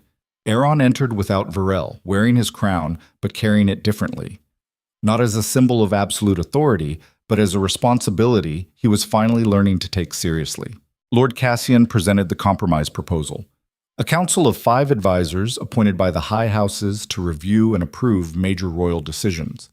Aeron would retain his title and ceremonial authority, but significant policy would require consensus with the Oversight Council. It was a cage wrapped in courtesy, a way of containing him without the humiliation of complete removal. The vote was 31 in favor, 9 against, 3 abstaining. The motion carried. Aeron stood and addressed the council one more time. I accept these terms, he said, and I accept the accountability that comes with them. I spent 5 years making decisions based on personal desire instead of the Empire's needs. This council has determined that I need oversight to prevent that from happening again. They're right. He paused. I also want to formally apologize to Aeron Kael, he said. She was wronged in ways that can't be undone. Her reputation was destroyed based on lies I chose to believe. Her position was stripped away to make room for a choice that served my ego instead of the realm. No apology can repair that damage. But she deserves to hear it said publicly. I was wrong. She was innocent, and I'm sorry. The council received this in silence. Then Lord Cassian spoke. Queen Seralya has declined to attend this session, he said, but she left a statement to be read if this council decided to retain you as king under oversight. He unfolded a paper and read, I accept the council's decision. I believe King Aeron is capable of governing responsibly if held accountable. I ask only that the Oversight Council ensure transparency in all matters of succession and medical testimony going forward so that no one else suffers what I suffered. Cassian folded the paper. She also requested that her title of queen be formally restored, not as active consort, but as recognition that it was wrongly stripped. The council has agreed to this request. Aeron felt something crack in his chest. Not relief, exactly. More like the recognition that even in victory, Saralia was more gracious than he'd ever been in defeat. The session concluded with formalities. The Oversight Council was named, procedures were established, and Aeron walked out of that hall, still technically king, but fundamentally changed.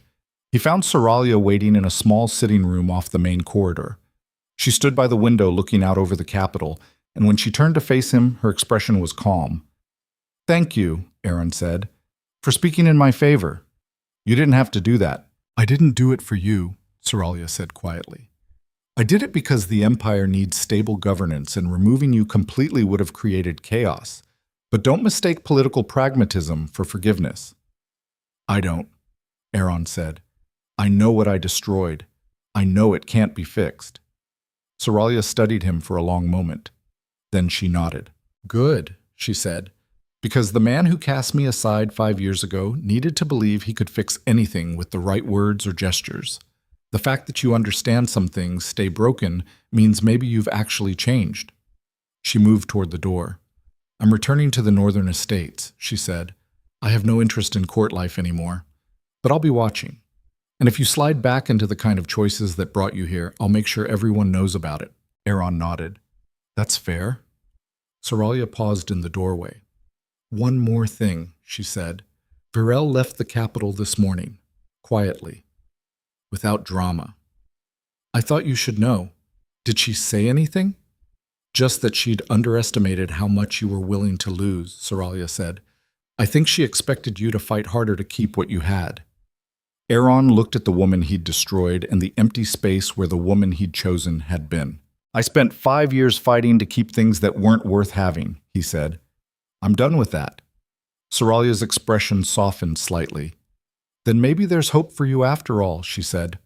Then she walked away, leaving Aeron standing alone in the sitting room with the weight of his crown and the knowledge of what it had cost him to finally learn how to wear it properly. 6 months later, Aeron stood in the council chamber working through trade agreements with the oversight advisors. It was tedious work. Every decision debated, every policy examined from multiple angles, the kind of slow, careful governance he'd avoided for years because it required patience and humility and the willingness to admit when he was wrong. But he was learning, slowly, how to listen instead of decree, how to consider consequences instead of just acting on impulse. How to be a king who served instead of ruled.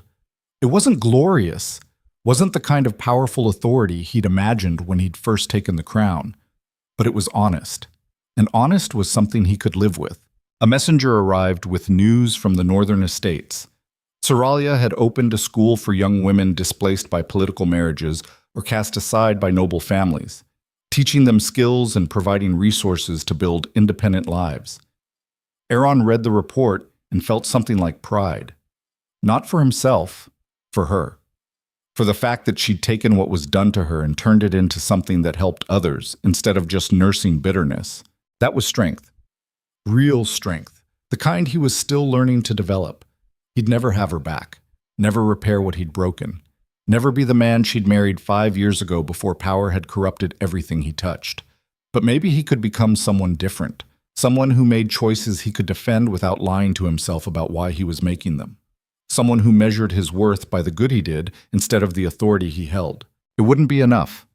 Would never be enough to balance the damage he'd caused. But it was all he had.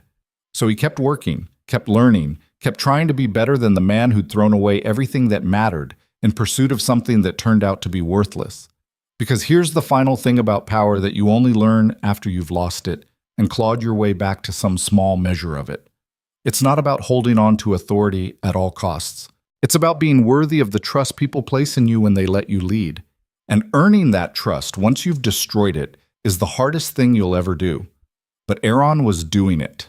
One decision at a time, one honest choice after another. Not for redemption, just for the chance to look at himself in the mirror and not flinch away from what he saw. That was all he could ask for now.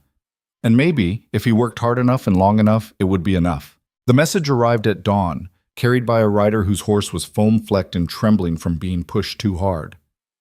Aeron was already awake, working through grain distribution reports with 2 members of the Oversight Council when the messenger burst into the chamber without announcement. "Your Majesty," the man gasped, doubled over and struggling for breath. "The eastern border. House Blackwood has mobilized troops. They're moving toward the capital." The room went silent. Lord Kelmar, one of the oversight advisors, stood slowly. "How many troops?" 3,000 infantry, 500 cavalry, artillery wagons. The messenger straightened, his face pale. This isn't a border patrol. This is an army. Aeron felt his chest tighten. Tavern, he said quietly. Lord Tavern had signed the petition to keep him on the throne under oversight, had spoken in favor of giving him a chance to prove he'd changed, but he'd also made it clear that trust was conditional, that if Aeron slipped back into old patterns, there would be consequences.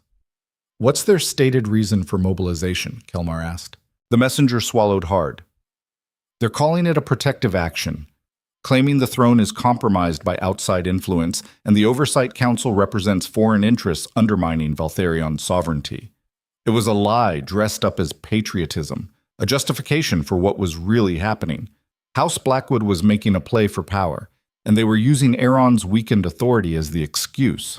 Here's the thing about power that nobody tells you until you're watching it slip away. It's not actually stable. It's a constant negotiation between the person holding it and everyone else deciding whether to accept that arrangement. The moment enough people decide they don't accept it anymore, the whole structure collapses. Aeron had spent 6 months rebuilding credibility under oversight, learning to govern collaboratively instead of autocratically. And now someone had decided that collaborative governance looked enough like weakness to be exploitable. Send word to all loyal houses, Aeron said. I want a count of available forces and how quickly they can mobilize. And get me Lord Cassian. Now. The messenger bowed and ran. Kelmar moved to the window, looking out toward the eastern horizon like he could see the approaching army through sheer force of will. This is bad, he said quietly. If Blackwood is moving, others will follow. Houses that resented the oversight arrangement. Houses that see opportunity in instability. We could be looking at civil war. Then we need to prevent that, Aeron said, which means I need to figure out what Tavern actually wants. Power, Kelmar said flatly. Same thing everyone wants in situations like this. He's betting that you're too weakened to resist and the Oversight Council is too fractured to mount a unified defense. He takes the capital, installs himself as regent, and governs in your name while you become a puppet. Or he kills me and takes the throne outright. That too, Kelmar agreed. Aeron stood and walked to the map table that dominated the eastern wall. Valtherion spread out before him in painted detail. The capital at the center, house territories radiating outward like spokes on a wheel, and the eastern border where Blackwood's forces were gathering for what was either a negotiation backed by threat or an outright invasion. How long before they reach the capital? He asked. 4 days if they march hard, Kelmar said. Maybe 5 if the weather turns bad. 4 days to prepare a defense or broker a peace or figure out some third option that didn't result in the Empire tearing itself apart. 4 days to prove that the man he'd become over the past 6 months was capable of handling a crisis without reverting to the autocrat who destroyed everything he touched. No pressure. Lord Cassian arrived within the hour, his face grim. I heard, he said without preamble, Blackwood's moving and he's not alone. I've got reports of House Morvan mobilizing in the south and House Kellis making noise about protecting their trade routes. This is coordinated. Who's coordinating it? Aeron asked. Cassian hesitated. Then he said something that made Aeron's blood run cold. Virel. The name hit like a fist. Aeron stared at him. Virel left 6 months ago. She's been in exile. Exile doesn't mean powerless, Cassian said. She's been moving through noble houses, making promises, offering alliances, reminding people that you're weak and the Oversight Council is an insult to traditional authority. She's convinced enough houses that removing you would restore stability. And they believed her. They believed what they wanted to believe, Cassian corrected, that a strong hand is better than a collaborative one. That compromise is weakness, that the old way of absolute royal authority was better than the new system of checks and accountability. So she's orchestrating a coup, Aeron said. She's orchestrating your removal, Cassian replied. And she's using houses like Blackwood to do the heavy lifting while she stays clean enough to step in as the solution once you're gone. Aeron felt rage building in his chest, hot and sharp and familiar, the same rage that had driven so many of his worst decisions. The instinct to lash out, to crush opposition, to prove through force that he was still the one in control. But that instinct was exactly what had destroyed him the first time. And if he gave in to it now, he'd just be proving Virel right, that he hadn't actually changed, That oversight was the only thing keeping him from sliding back into the kind of ruler who sacrificed everything for power. So he took a breath and pushed the rage down, forced himself to think instead of react. "What assets do we have?" he asked. Cassian pulled out a list. 12 houses pledged to the crown. Maybe 8,000 troops total if we can mobilize them in time. The Capital Guard is 3,000 strong, but they're trained for policing, not warfare. And we've got the Oversight Council, which theoretically has authority, but practically speaking has never been tested in a military crisis. So we're outnumbered and politically divided, Aeron said. Substantially, Cassian agreed. Options. Cassian looked at him steadily. Negotiate, fight, or abdicate, and hope whoever takes over doesn't burn the empire down. Those are terrible options. They're the only options we have. Aeron turned back to the map. Blackwood's forces were moving from the east. If other houses joined them, they'd be surrounded. The capital could hold for a while under siege, but eventually supplies would run out and morale would crack. Fighting was possible but costly. Negotiating meant giving up ground he'd fought to regain, and abdicating meant letting Varel win. None of those outcomes were acceptable, which meant he needed to find a fourth option that nobody was expecting. "Get me a meeting with Tavern," he said. "Under flag of truce, just him and me. No armies, no advisors, just two men talking about what happens next." Cassian raised an eyebrow. "You think he'll agree to that?" "I think he's marching on the capital because he believes I'm weak," Aeron said. "So I'll prove I'm not, face to face, no hiding behind councils or protocols. If I'm going down, I'll do it looking him in the eye. And if he refuses, then we know negotiation isn't an option, and we prepare for war." Cassian nodded slowly. "I'll send the message. But Aeron, you need to understand something. Tavern isn't just angry about the Oversight Council. He's angry about what happened with Saralia, about the lies and the physicians and the whole mess. This isn't just political for him. It's personal." "Then I'll address it personally," Aeron said. The meeting was set for neutral ground, a hunting lodge halfway between the capital and Blackwood's position, small enough that neither side could hide an army nearby, isolated enough that whatever was said wouldn't be overheard. Aeron rode out with a single guard, leaving the Oversight Council in charge of defensive preparations. It was a risk, leaving the capital at a time like this, but it was also a statement that he wasn't hiding, wasn't delegating the hard conversations to someone else. The lodge appeared through the trees just before sunset, stone and timber construction that looked like it had been there for generations. Smoke rose from the chimney, suggesting someone had arrived ahead of him. Aeron dismounted and walked to the door alone.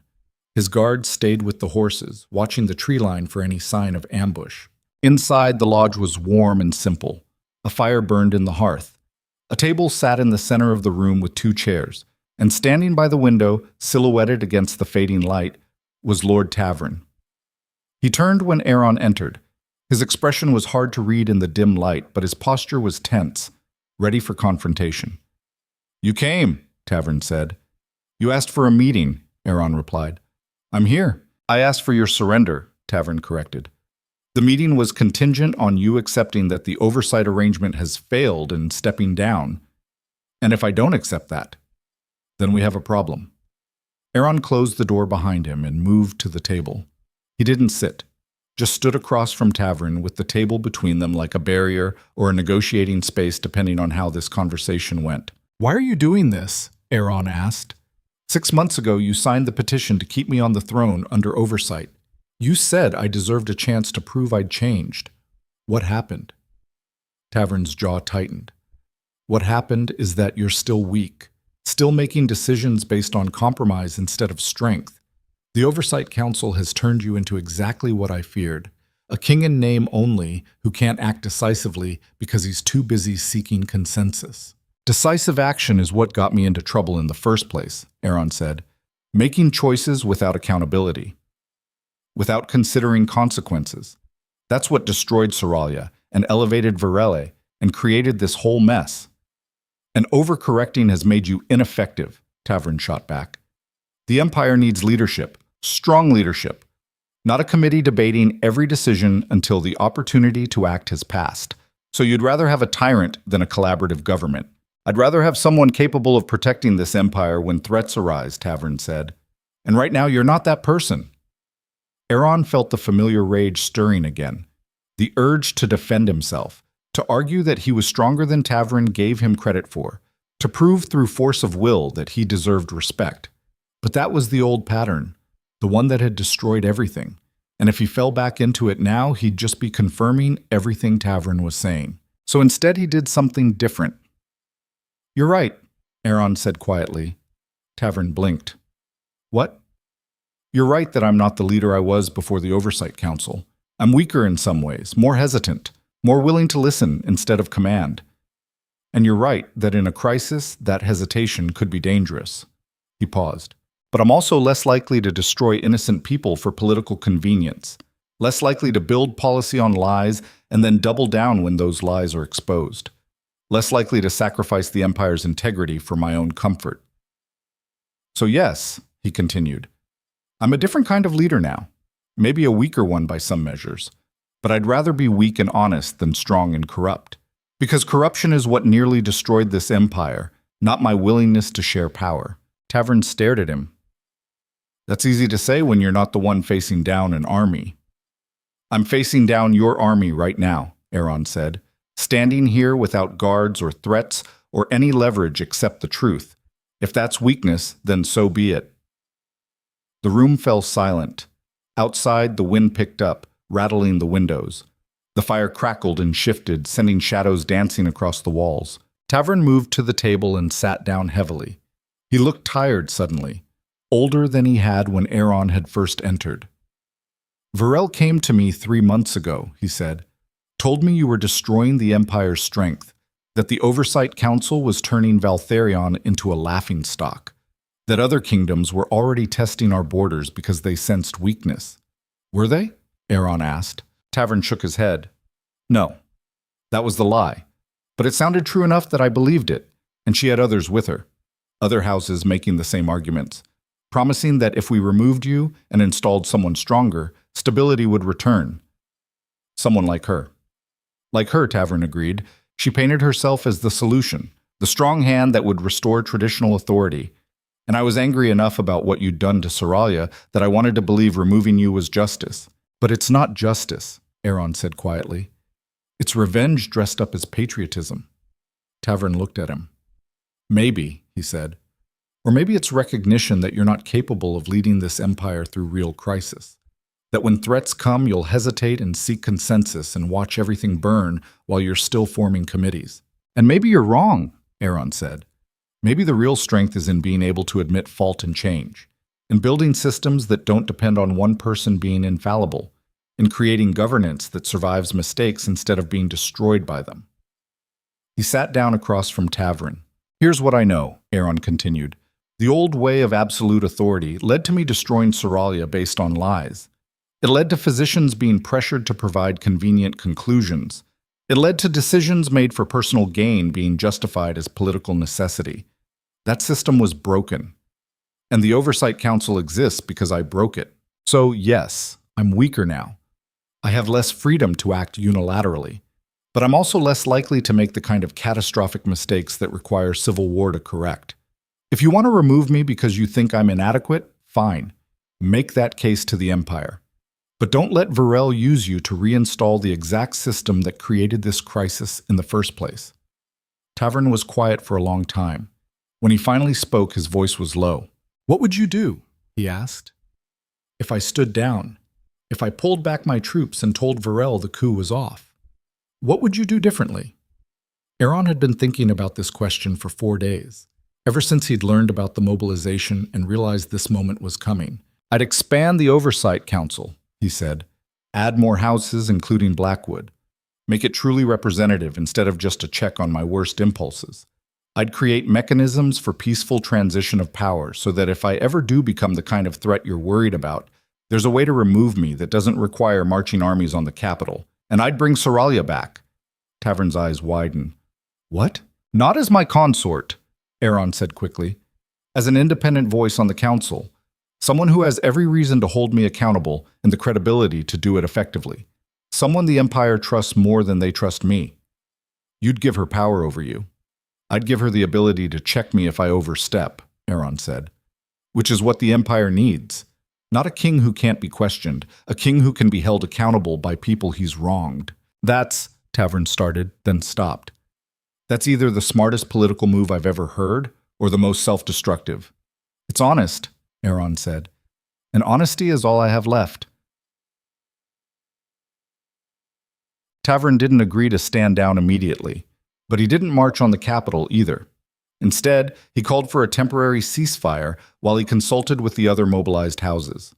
A week to decide whether Aeron's proposals were genuine or just desperation masquerading as reform. Aeron returned to this capital and spent the next 7 days in constant negotiation, with the Oversight Council about expanding their authority, with loyal houses about defensive positions in case the ceasefire failed, and with messengers he sent to the northern estates carrying a letter he'd written and rewritten a dozen times. The letter to Saralia was simple, direct, no flowery language or attempts at manipulation. I am facing a crisis that may destroy the empire. I need someone the people trust to help hold it together. I need you to come back.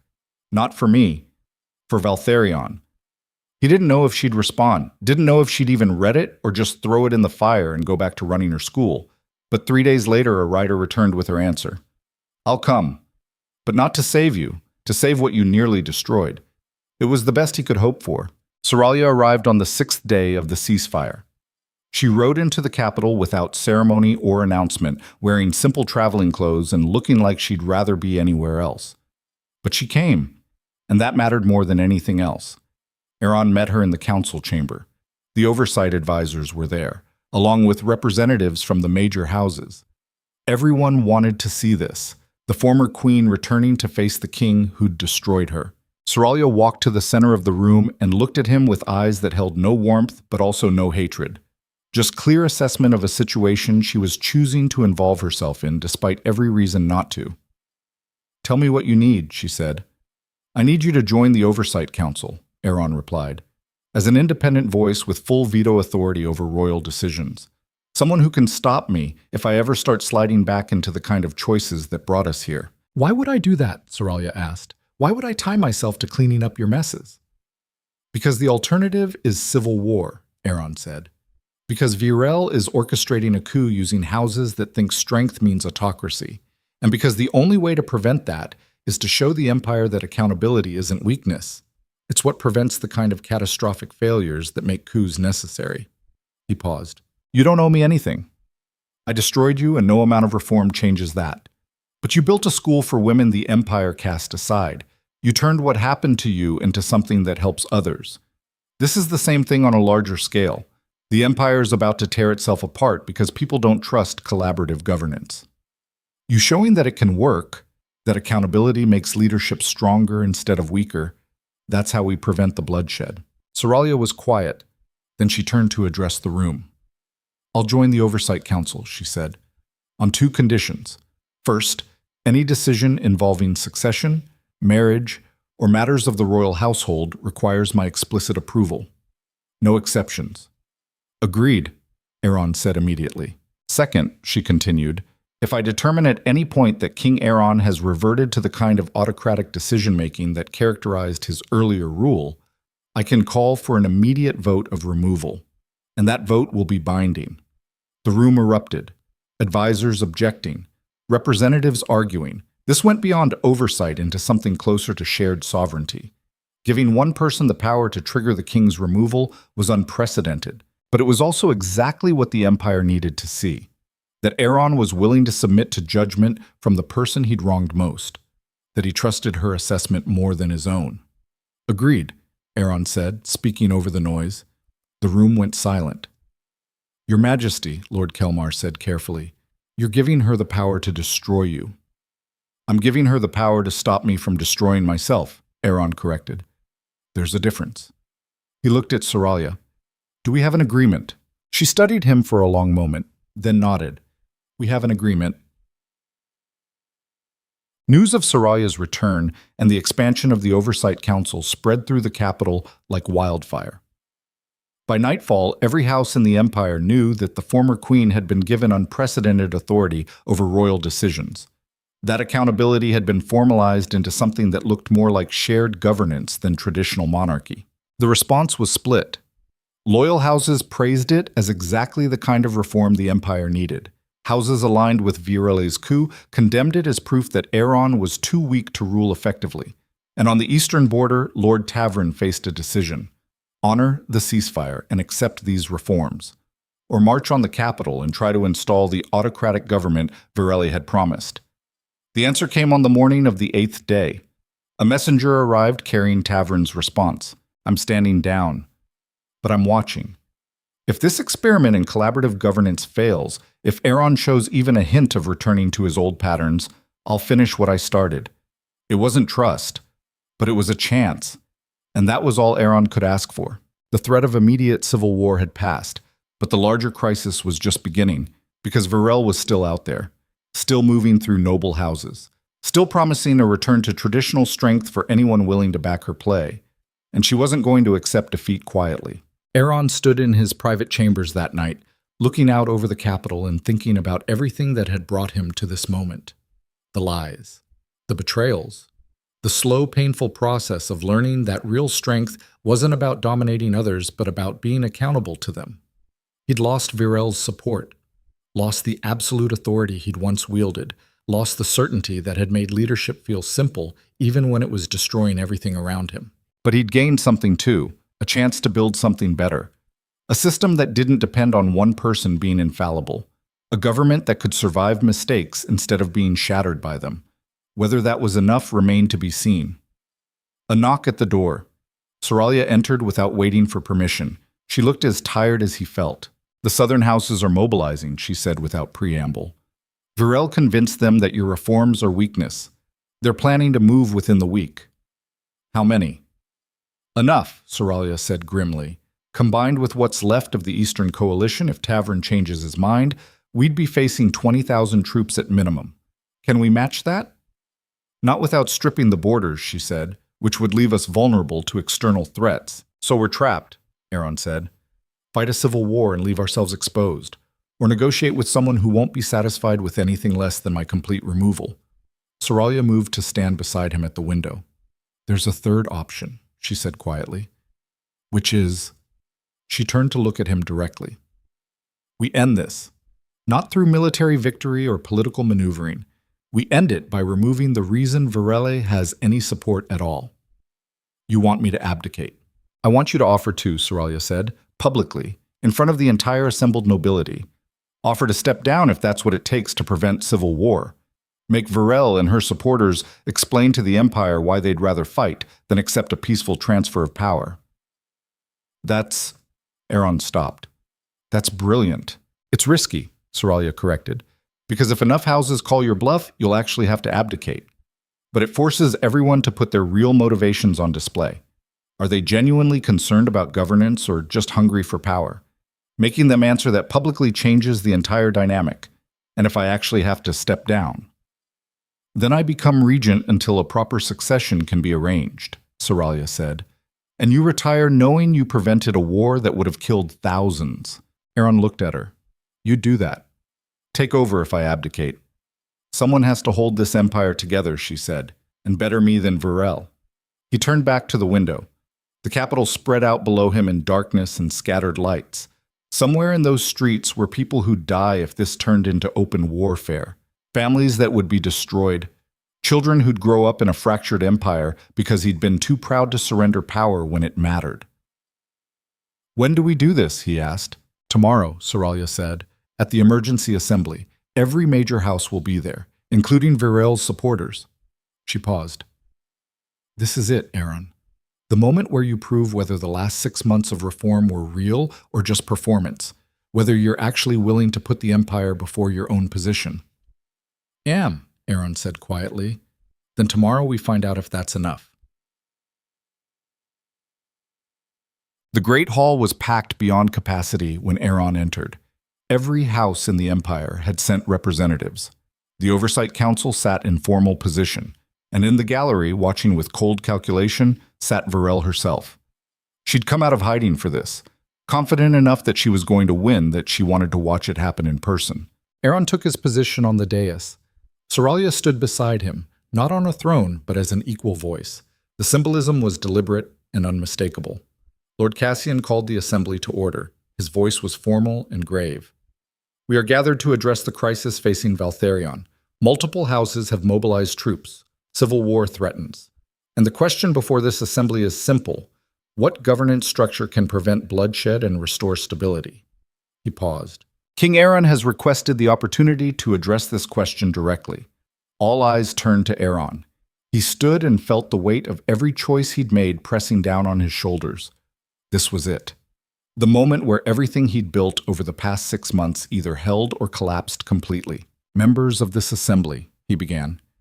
6 months ago, I stood in this hall and admitted I'd destroyed an innocent woman based on lies, that I'd sacrificed truth for power and called it necessity, that I'd failed every oath I'd sworn when I took this crown. Some of you gave me a chance to be better, established oversight, created accountability, allowed me to prove that I could learn from catastrophic failure instead of being consumed by it. His voice carried clear and strong through the silence. Others believed that was a mistake, that collaborative governance is weakness, that the Empire needs strong autocratic leadership instead of systems of accountability, and they've mobilized armies to prove it. He looked directly at Betrayal. So I'm going to make this simple. I will abdicate, right here, right now, if that's what it takes to prevent civil war. The hall erupted, voices shouting, people standing, Betrayal's eyes widening in shock. Aeron waited for quiet, then continued. But before I do, I want everyone in this hall to understand what they're choosing. You're not choosing between me and someone better. You're choosing between a system of accountability and a return to the autocracy that created this crisis in the first place. If you want me gone because you genuinely believe collaborative governance has failed, then I'll step down and let this assembly determine succession. But if you just want power back in the hands of someone who can't be questioned, someone who will make decisions without oversight or consequence, then you're choosing the exact system that destroyed Queen Seralya and nearly destroyed this empire. He took off his crown and held it in his hands. So vote, he said. Do you want accountability or autocracy? Reform or regression? A king who can be stopped when he's wrong or one who can't be questioned at all? The choice is yours. He set the crown on the throne and stepped back. The silence that followed was absolute. Every person in that hall staring at the empty throne and the crown sitting on it, and the king who'd just offered to walk away from everything. Then Betrayal stood, her voice cut through the quiet like a blade. This is theater, she said. Political manipulation designed to make you feel guilty for wanting strong leadership. Don't fall for it. He's trying to paint anyone who opposes him as power-hungry when really we're just demanding competence. Saralia stepped forward. If competence is what you're offering, she said coldly, then explain to this assembly how orchestrating civil war serves the Empire's interests. Explain how thousands dying in battle is preferable to a king submitting to oversight. Betrayal's expression hardened. I'm offering stability. Real leadership. Not this, she gestured at the throne, performance of humility that masks fundamental weakness. Then accept his offer, Saralia said. Let him abdicate. Take power peacefully instead of through bloodshed. Unless what you really want isn't stability, but control without accountability. The trap was sprung. Betrayal saw it instantly. If she accepted the abdication, she won, but without the dramatic victory she'd been orchestrating. Without the ability to claim she'd overthrown weakness and restored strength. If she refused and kept pushing for military action, she'd be exposed as caring more about power than peace. Either way, her narrative collapsed. Betrayal's hands clenched. This isn't over, she said. Yes, it is, Lord Tavrin said, standing from his seat. I mobilized because I believed the Oversight Council had made King Aeron ineffective. But what I'm seeing right now is a king willing to sacrifice everything to prevent war. That's not weakness. That's exactly the kind of leadership this empire needs. He looked around the hall. I'm withdrawing my support for any military action, and I'm recommending that King Aeron remain on the throne under the expanded oversight we've already established. Anyone who wants to keep fighting can explain to their people why they'd rather have civil war than peace. One by one, other houses stood, declaring support, withdrawing from Betrayal's coalition, choosing reform over regression. Within minutes, it was over. The coup collapsed. The armies stood down. And Betrayal walked out of the great hall in silence, her face twisted with rage. Aeron stood on the dais and watched the Empire choose accountability, Choose systems over strongmen. Choose the harder path that might actually lead somewhere better. Saralia touched his arm. You can put the crown back on now, she said quietly. He picked it up, felt the weight of it, and understood that it meant something different now than it had 6 months ago. Not absolute authority, responsibility, and he could live with that. The great hall emptied slowly after the vote. Noble houses filing out in clusters, voices low and urgent as they processed what had just happened. A king had offered to abdicate to prevent civil war. A former queen had stood beside him not as consort, but as equal authority. And a woman who'd orchestrated a coup had walked out in defeat without a single drop of blood being shed. It should have felt like victory, like the moment where everything clicked into place and the empire could finally move forward. But Aeron just felt exhausted, hollow, like he'd been running for so long that stopping didn't bring relief, just the awareness of how much damage the running had caused. Saralia stood beside him on the dais, watching the last representatives leave. Her face was unreadable, not triumphant, not relieved, just present in that way she had of existing completely in whatever moment she occupied. You should rest, she said quietly. This isn't over yet. Betrayal, Aeron said. Betrayal, Saralia agreed. She's not going to accept this peacefully. She'll regroup, find new allies, try again with a different strategy. People like her don't give up just because they lost one battle. So we prepare for the next one. We do, Saralia said, but first you need to understand something. She turned to face him fully. What you did today, offering to abdicate, that took courage. Real courage. The kind that doesn't make for heroic stories because it's not about fighting. It's about being willing to lose everything to prevent something worse. Most people never develop that kind of strength. Most people would rather burn the world down than admit they might not be the right person to lead it. Aeron felt something tighten in his chest. I learned it from you, he said, watching you walk away from the throne 6 months ago instead of fighting to reclaim it. You chose integrity over power. I'm just trying to do the same thing. Saralia's expression softened slightly. Then you're learning, she said. Slowly. But you're learning. She moved toward the exit, then paused. Tomorrow we start building the expanded oversight council, formalizing the structures that prevent any one person from having too much unchecked authority. It's going to be slow work. Frustrating, full of compromise and negotiation and everything you used to hate about collaborative governance. I know, Aeron said. Can you handle it? He thought about the question. Really thought about it. 6 months ago, the answer would have been no. He'd have chafed under restrictions and eventually found ways to work around them. But 6 months of being held accountable had changed something fundamental in how he understood power. It wasn't about dominating, it was about serving. And serving meant accepting that you didn't always get to make the final call. That sometimes the right choice was stepping back and letting others check your worst impulses. I can handle it, he said, because the alternative is becoming the kind of king who destroys everything he touches. And I'm done being that person. Saralia studied him for a long moment, then nodded. Good, she said, because the Empire is going to need both of us to survive what comes next. Betrayal didn't leave the capital immediately. She stayed in a private residence owned by House Kellis, one of the few southern houses that hadn't withdrawn support after the assembly vote. And for 3 days she was silent. No messages, no movements, just waiting. It made Aeron nervous. Silence from someone like Betrayal wasn't peace, it was planning. On the 4th day, a message arrived, not sealed with wax or carried by official messenger. Just a simple note delivered by a street urchin who disappeared before anyone could question him. The note had 3 words, meet me, alone. No location, no time. Just the assumption that Aeron would know where and when. And he did, because there was only one place that made sense for a final confrontation between them, the royal gardens where he'd first decided to elevate her, where the choice that had destroyed everything had begun. He went at midnight. No guards. No witnesses. Just him walking through empty corridors to the gardens that gleamed silver under moonlight. Betrayal was waiting by the fountain where they'd stood together years ago, planning a future that had never materialized. She wore simple clothes instead of silk and jewels. Her hair was loose, and when she turned to face him, her expression was tired and bitter and strangely vulnerable. You came, she said. You asked me to, Aeron replied. I wasn't sure you would. Thought maybe you'd send guards to arrest me instead. For what?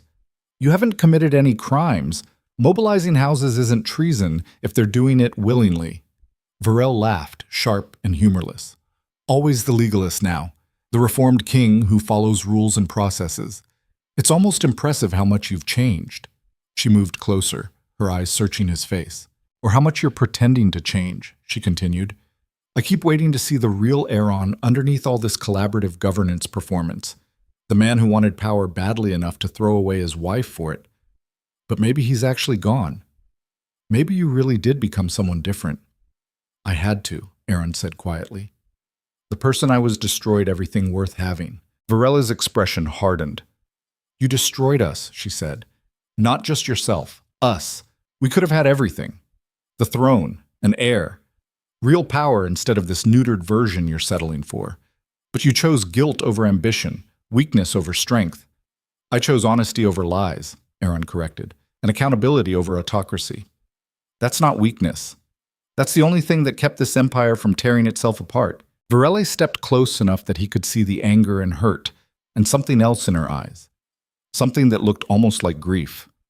I loved you, she said, and her voice cracked slightly. Not the way Saralia loved you, all duty and nobility. I loved you because you were powerful.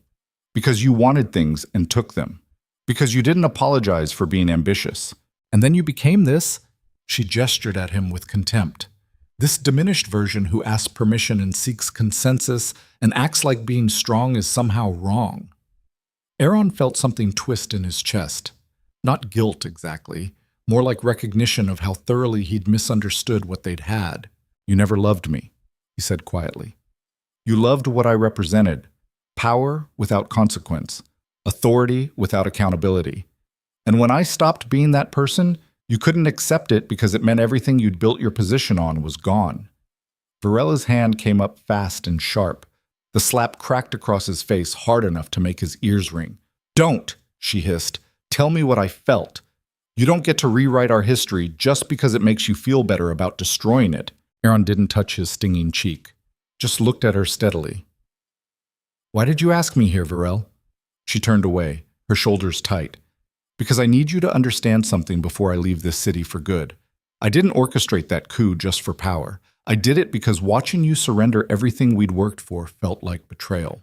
Like you'd decided that being liked was more important than being respected. And I wanted you to feel what I felt when you chose oversight over partnership. When you let Saralia back in and gave her authority over decisions that should have been ours. I wanted you to lose everything the way I'd lost everything. So it was revenge, Aeron said. It was justice, Varel shot back. You threw me away. Again.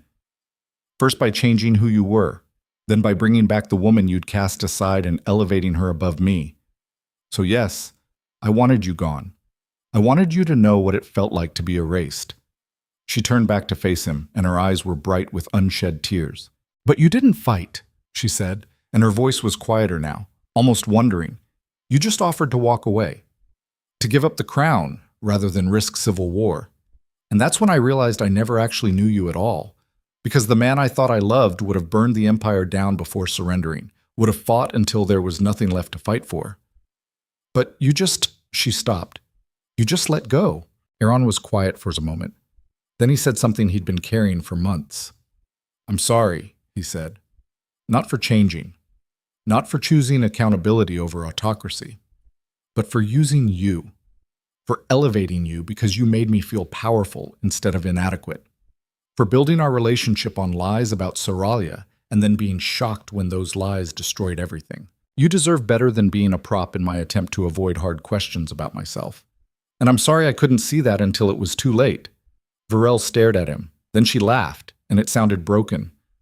That's the worst part, she said. You actually mean it.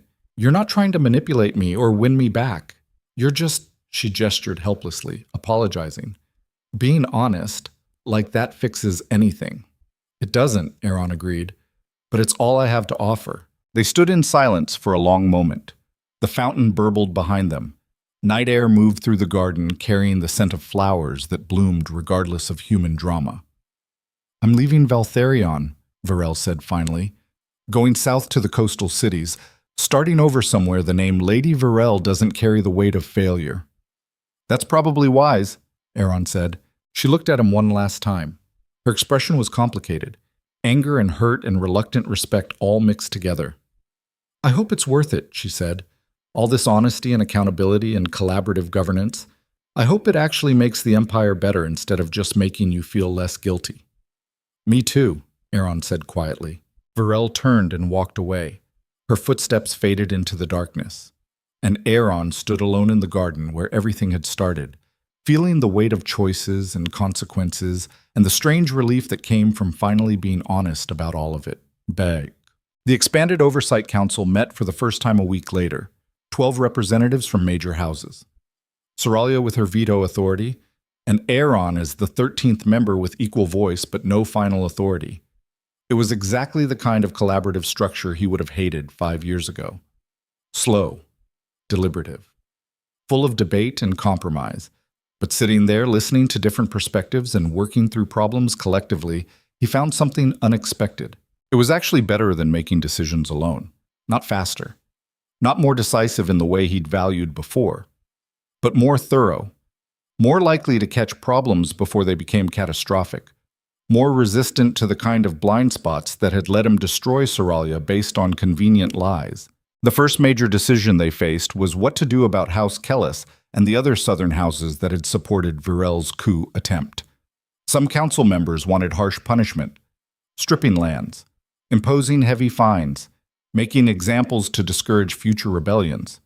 Others argued for clemency, for recognizing that the houses had legitimate concerns about governance even if their methods had been wrong. The debate went on for hours. Aeron listened more than he spoke, and when he did contribute, he tried to focus on questions instead of pronouncements. What outcome best served the Empire's stability? What message did they want to send about accountability versus reconciliation? Finally, Saralia called for a vote. The council chose a middle path. No punitive measures for houses that withdrew support before military action. Oversight and restrictions for houses that maintained their position after the assembly vote, and permanent expulsion from the High Council for anyone found to have directly coordinated with Virel. It wasn't perfect. Some members thought it was too harsh, others too lenient, but it was consensus, built through discussion and compromise instead of imposed by decree. After the session ended, Saralia found Aeron in the hallway. That went well, she said. Did it? Aeron asked. Felt like we spent 6 hours arguing to reach a decision I could have made in 6 minutes. And would that decision have been better? Saralia asked. Aeron thought about it, honestly thought about it instead of reflexively defending his old approach. Probably not, he admitted. I would have gone harder on the southern houses, made examples, sent a message about consequences, and that would have created resentment that festered into future problems. Exactly, Saralia said. Collaborative governance isn't about speed. It's about sustainability, about making decisions that last because they have broad support instead of just the backing of whoever holds power in the moment. She paused. You're getting better at this, learning to value process instead of just results. It's still hard, Aeron said. Sitting through debates when I think I know the right answer, compromising on things that seem clear-cut. It's supposed to be hard, Saralia replied. If it was easy, everyone would do it. The fact that you're struggling means you're actually changing instead of just performing change. They walked together toward the council chamber's exit. Outside, the capital was settling into evening, lights beginning to glow in windows, people finishing work and heading home to families. This was what they were protecting. Not abstract concepts of power or authority, just people trying to live their lives without having everything destroyed by leaders who couldn't be held accountable. Can I ask you something? Aeron said. Saralia nodded. Do you think you'll ever forgive me for what I did, for destroying you based on lies? Saralia was quiet for a long time. When she finally spoke, her voice was careful. I don't know, she said. Forgiveness isn't something you decide rationally. It's something that either happens or doesn't, based on processes you can't control. Right now, I can work with you. Respect the changes you've made. Acknowledge that you're trying to be better, but forgive you for 5 years of carrying blame that was never mine. For being cast aside and erased and having to rebuild my entire identity around loss, she shook her head. I'm not there yet. Might never be there. And that's okay, she continued, because you don't get to demand forgiveness just because you've changed.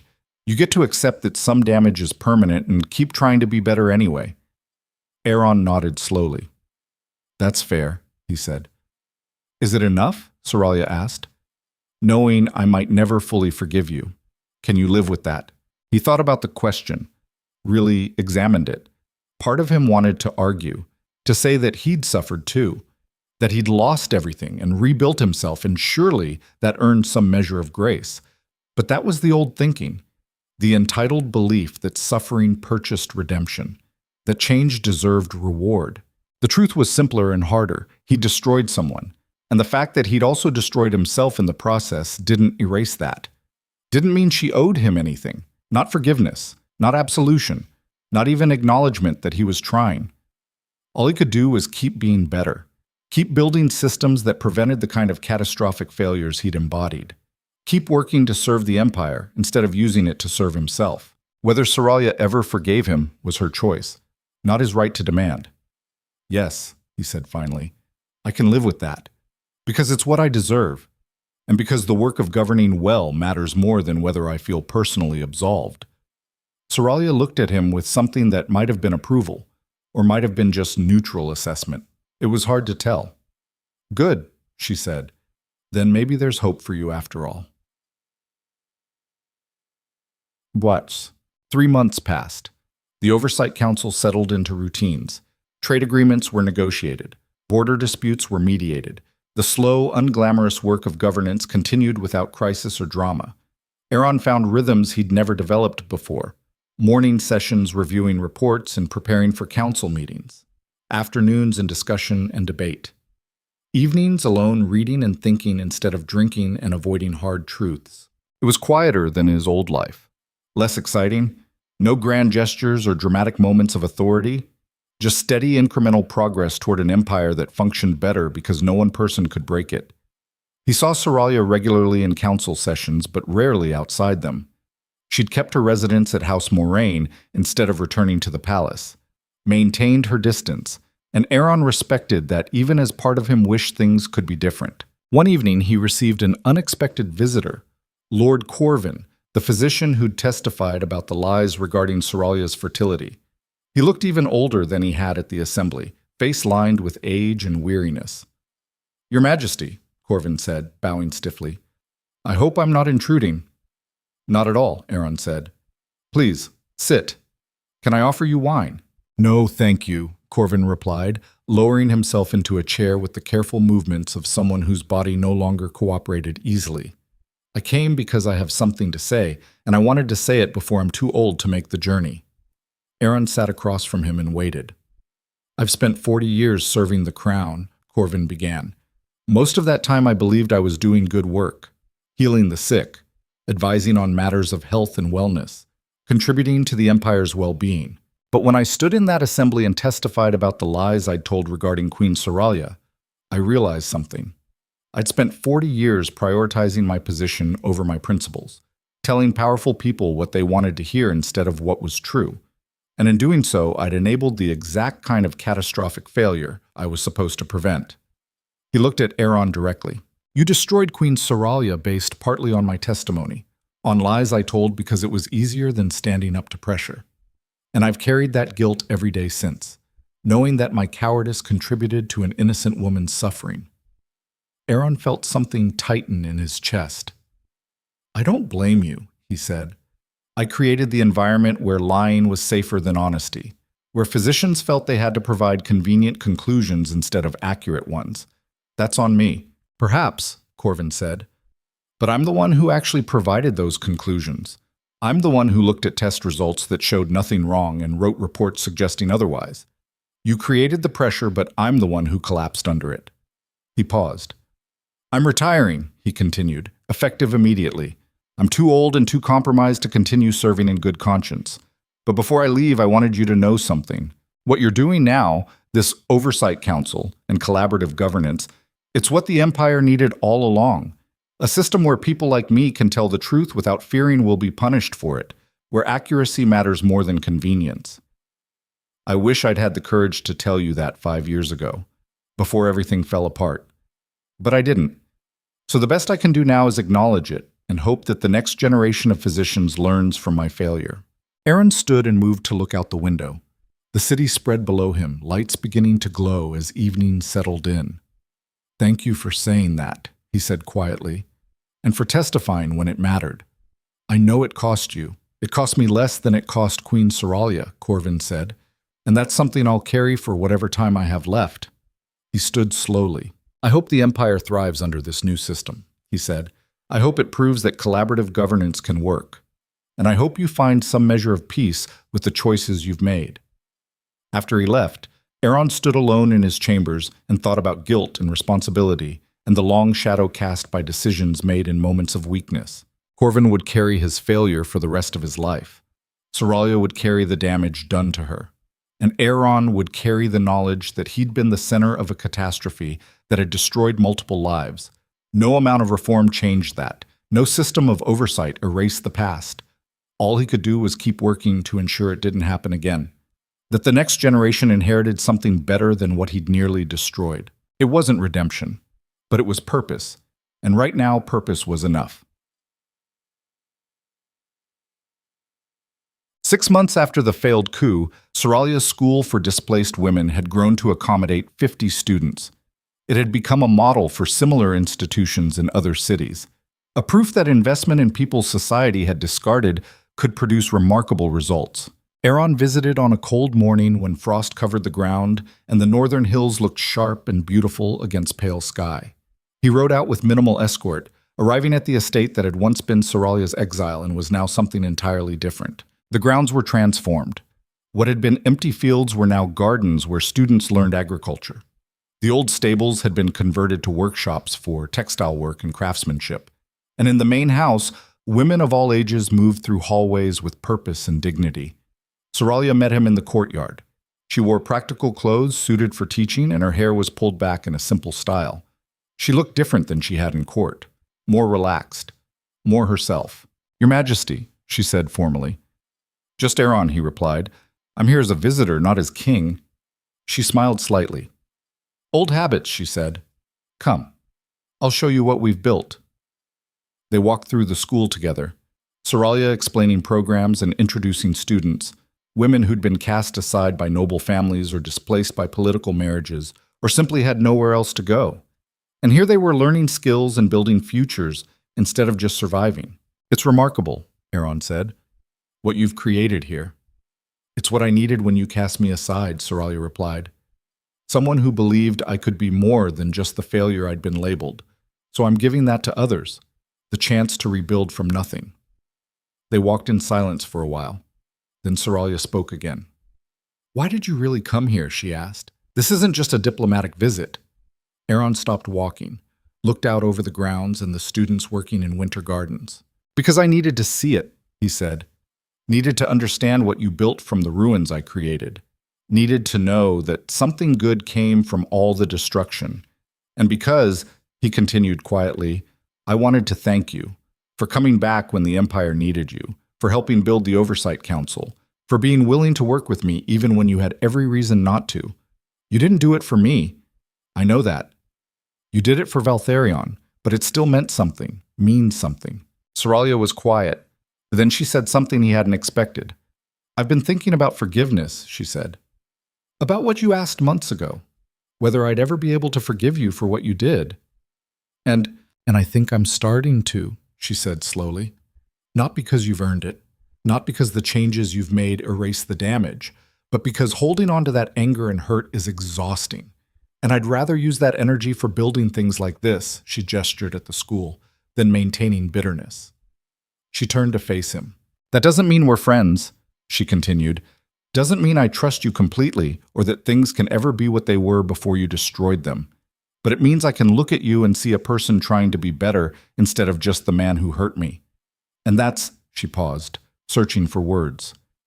"That's enough for now." Aeron felt something break open in his chest, relief and gratitude and the sharp awareness that this was more than he deserved. "Thank you," he said, and his voice came out rough. "That's more grace than I had any right to expect." "Probably," Saralia agreed, "but grace isn't about what people deserve. It's about choosing to let go of things that poison you from the inside." They stood together in the winter sunlight, two people who'd destroyed and been destroyed by each other, finding their way towards something that wasn't forgiveness exactly, but was close enough to build on. "Will you come back to court eventually?" Aeron asked. "Take a more active role in governance." Saralia shook her head. "This is where I belong now," she said. "Teaching, building, helping others rebuild from displacement. I'll attend council meetings when necessary, and I'll use my veto authority if I think you're sliding backward. But my life is here now, not in the palace." "I understand," Aeron said, "and I think it's better this way. You found something meaningful instead of just returning to what was taken from you." Saralia smiled. "That's growth," she said, "recognizing that sometimes moving forward means building something new instead of trying to restore what was lost." She paused. "You should remember that. When you're tempted to slip back into old patterns of thinking, the empire you're building now is better than the one you nearly destroyed. Don't sacrifice it trying to recapture some imagined glory from before you learned accountability." "I won't," Aeron said. "I promise." "Don't promise," Saralia said. "Just do the work. Every day, every decision. Keep choosing collaboration over autocracy. Keep valuing truth over convenience. That's how you honor what you've learned." They walked back toward the main house. Students called greetings to Saralia as they passed. She knew all their names, their stories, what they were working toward. This was leadership too, Aeron realized. Not the kind that came with crowns and thrones, but the kind that changed individual lives, that built futures one person at a time. He'd spent so long thinking power meant ruling that he'd missed the fact that influence could exist without authority. That impact didn't require dominion. Saralia had figured that out, had built something lasting from the ruins of what he'd destroyed, and in doing so, she'd become someone stronger than the queen she'd been, someone defined by what she built instead of what had been taken from her. Before he left, Aeron turned back one more time. "If you ever need anything," he said, "resources for the school, support from the crown, anything at all, you only have to ask." Seralia's expression softened. "I know," she said, "and I appreciate it, but we're doing fine on our own. Better than fine, actually," she smiled. "Sometimes the best thing power can do is get out of the way and let people build without interference. Remember that too." Years passed. The Oversight Council became permanent fixture of Valtherion's governance. Collaborative decision-making became standard rather than exception. And slowly, incrementally, the empire stabilized in ways it never had under autocratic rule. There were still problems, still crises, still moments when Aeron's instinct was to grab authority and make unilateral decisions. But the systems held. The council checked him when necessary. Saralia used her veto twice in 3 years, both times preventing decisions that would have prioritized short-term gains over long-term stability. And each time he accepted it, adjusted his thinking, learned from the correction instead of resenting it. House Blackwood remained watchful, but loyal. Tavern had kept his word about standing down, but also his promise to finish what he started if Aeron reverted to old patterns. That threat hung in the background, a constant reminder that trust was conditional and had to be maintained through consistent action. The southern houses rebuilt their influence slowly. Some integrated into the new system. Others remained resentful, but contained. Varela's name faded from conversation, becoming a cautionary tale about ambition without ethics instead of a present threat. And Seralia's school expanded. Branches opened in 3 other cities. Hundreds of women learned skills and built futures. The model proved so successful that the Oversight Council voted to fund similar institutions across the empire. Aeron signed the decree establishing the programs and felt something that might have been pride. Not in himself exactly, in what the empire was becoming, in the fact that collaborative governance could produce outcomes that benefited people instead of just maintaining power structures. On the 5th anniversary of the failed coup, the Oversight Council held a formal dinner to mark how far they'd come. Representatives from all the major houses gathered to celebrate 5 years without civil war or constitutional crisis. 5 years of stable, if sometimes frustratingly slow, governance. Aeron stood to address the assembled nobility. His crown sat lighter these days. Not because it was physically different, but because he'd learned to wear it as responsibility rather than entitlement. 5 years ago, he began, this empire stood on the edge of civil war. Multiple houses had mobilized troops. Trust in royal authority had collapsed, and the question before us was whether we could build something better from the ruins of what had failed. He looked around the room, at faces that had opposed him, and faces that had supported him, and faces that had simply tried to survive the chaos. We chose collaboration over autocracy, accountability over absolute authority, and it hasn't been easy. Every decision takes longer. Every crisis requires more discussion. Some of you, he smiled slightly, have told me directly that you miss the days when I could just decree solutions instead of negotiating them. Scattered laughter rippled through the room. But here's what we've gained, Aeron continued. 5 years of stability, economic growth, programs that actually serve people instead of just maintaining power, and most importantly, a system that doesn't depend on one person being perfect. That can survive mistakes without collapsing into crisis. That's worth the frustration of slower decision-making, worth the compromise and debate, and all the things that make governance harder but more sustainable. He raised his glass. To 5 more years, he said. And to all of you who've made this work despite every reason to give up on it. The room echoed the toast. Glasses clinked. And for a moment, Aeron felt something close to contentment. Not happiness, exactly. The damage he'd caused still existed. Saralia still carried scars. Corvin had died 2 years ago, still burdened by guilt. But the Empire was better, and that had to count for something. After dinner, Aeron found himself alone on a balcony overlooking the capital. The city spread below him, lights glowing in the darkness like stars fallen to earth. Somewhere in those streets, people were living lives made more stable by governance that valued their well-being over rulers' egos. Saralia joined him without announcement. She'd attended the dinner as council member but had stayed distant during the celebration. Now she stood beside him in comfortable silence, both of them looking out over what they'd built. "You did well tonight," she said eventually. "We did well," Aeron corrected. "This isn't just me. It's all of us choosing collaboration." "True," Saralia agreed. "But you're the one who had to change the most, who had to give up the most to make it work. That deserves acknowledgement." Aeron was quiet. Then he said something he'd been thinking about for months. "Do you ever regret it?" he asked. "Coming back, working with me instead of just staying at the school and letting the Empire sort itself out?" Saralia considered the question. "Sometimes," she said honestly, "when council sessions run long and I'm tired of debating policy. When I have to veto something you've proposed and watch you struggle with being corrected. When I remember that I'm spending energy on an empire that cast me aside. But then I think about what we've built," she continued, "about the programs serving people who'd otherwise have nothing, about the students at my school whose lives are better because this empire is stable, about the fact that we're proving collaborative governance can actually work. And I think," she paused, "I think maybe this is the best way to honor what I lost, by making sure no one else loses the same way, by building systems that prevent the kind of catastrophic failures I experienced. So no," she concluded, "I don't regret it, even though it's hard, even though some days I'd rather be anywhere else. This matters, and I'd rather be part of building something meaningful than nursing bitterness and exile." Aeron nodded slowly.